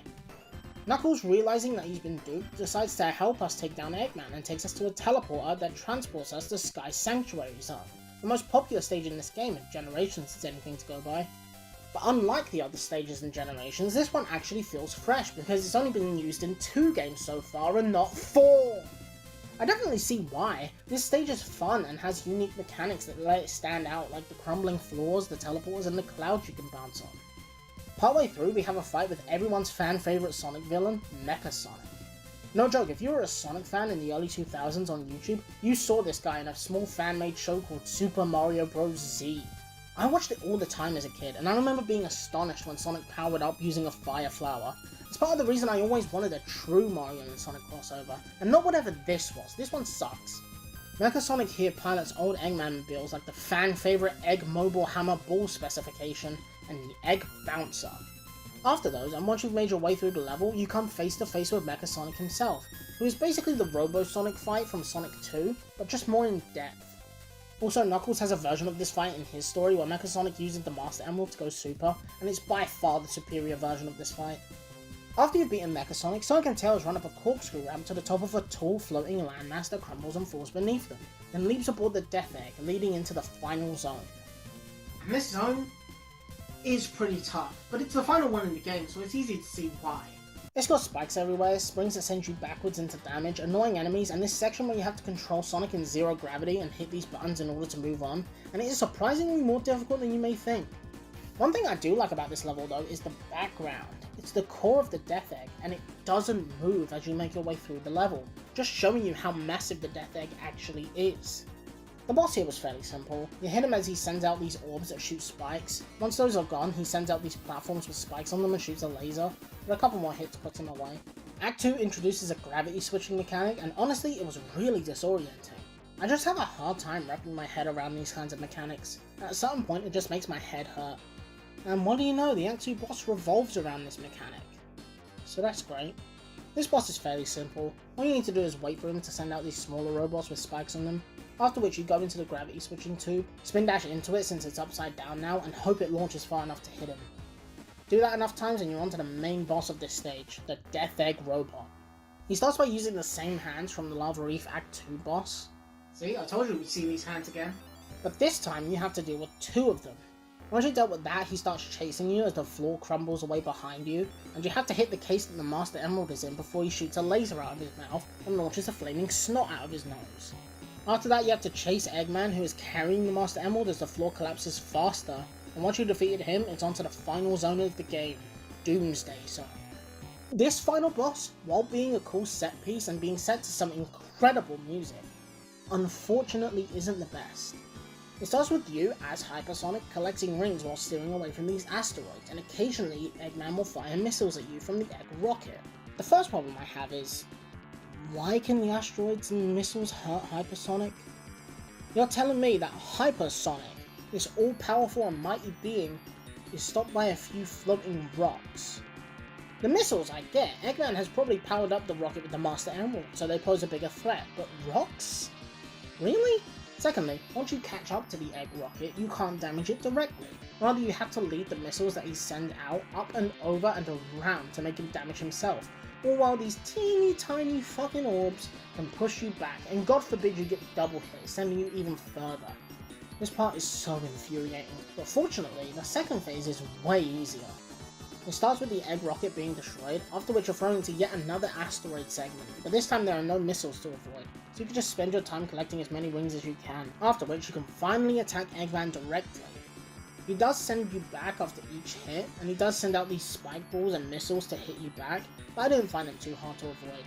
After enough hits, he goes down, you get the Master Emerald back, Angel Island starts rising again, and the game is over. And that's Sonic 3. Wow. This game is great, but to me there are a few things that are holding it back. Some levels I just ended up not liking at all, like Sandopolis and Carnival Night Zone, due to their weird gimmicks and annoying layouts. Sure, I enjoyed a good few of them, Hydrocity, Ice Cap, Lava Reef and Sky Sanctuary are coming to mind, but to be honest, if you gave me the option to play this or Sonic 2 again, I'd most likely choose Sonic 2, because to me it's just simpler. And that's not anything against this game. There are a lot of things I think this game does well, such as the music! Now usually in these videos I would go into great detail about the music level by level, but I'm not going to do that here, because it's all great. If you're going to take one thing from this game, let it be the soundtrack. And it's annoying that Sonic Origins got rid of a few of them. I know the legal battles with Michael Jackson and all that, but I don't think he'd mind. He's dead! Another thing this game does well is the story. It's the most in-depth story that any Sonic game has had in this era, and it's easy to see why people like it a whole lot. And remember when I said Knuckles had his own fight against Mecha Sonic where he goes super in Sky Sanctuary? Well, that's not all, because Knuckles also has his own story that takes place after Sonic 3, where he fights an Egg Robot and said Mecha Sonic. All these things make me absolutely adore this game. And all those opinions that I have of preferring Sonic 2 to Sonic 3, they might change in the next few years if I play this more and more. But right now, that's where my opinions end.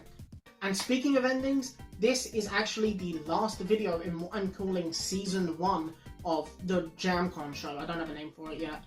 I've already got some ideas for Season 2.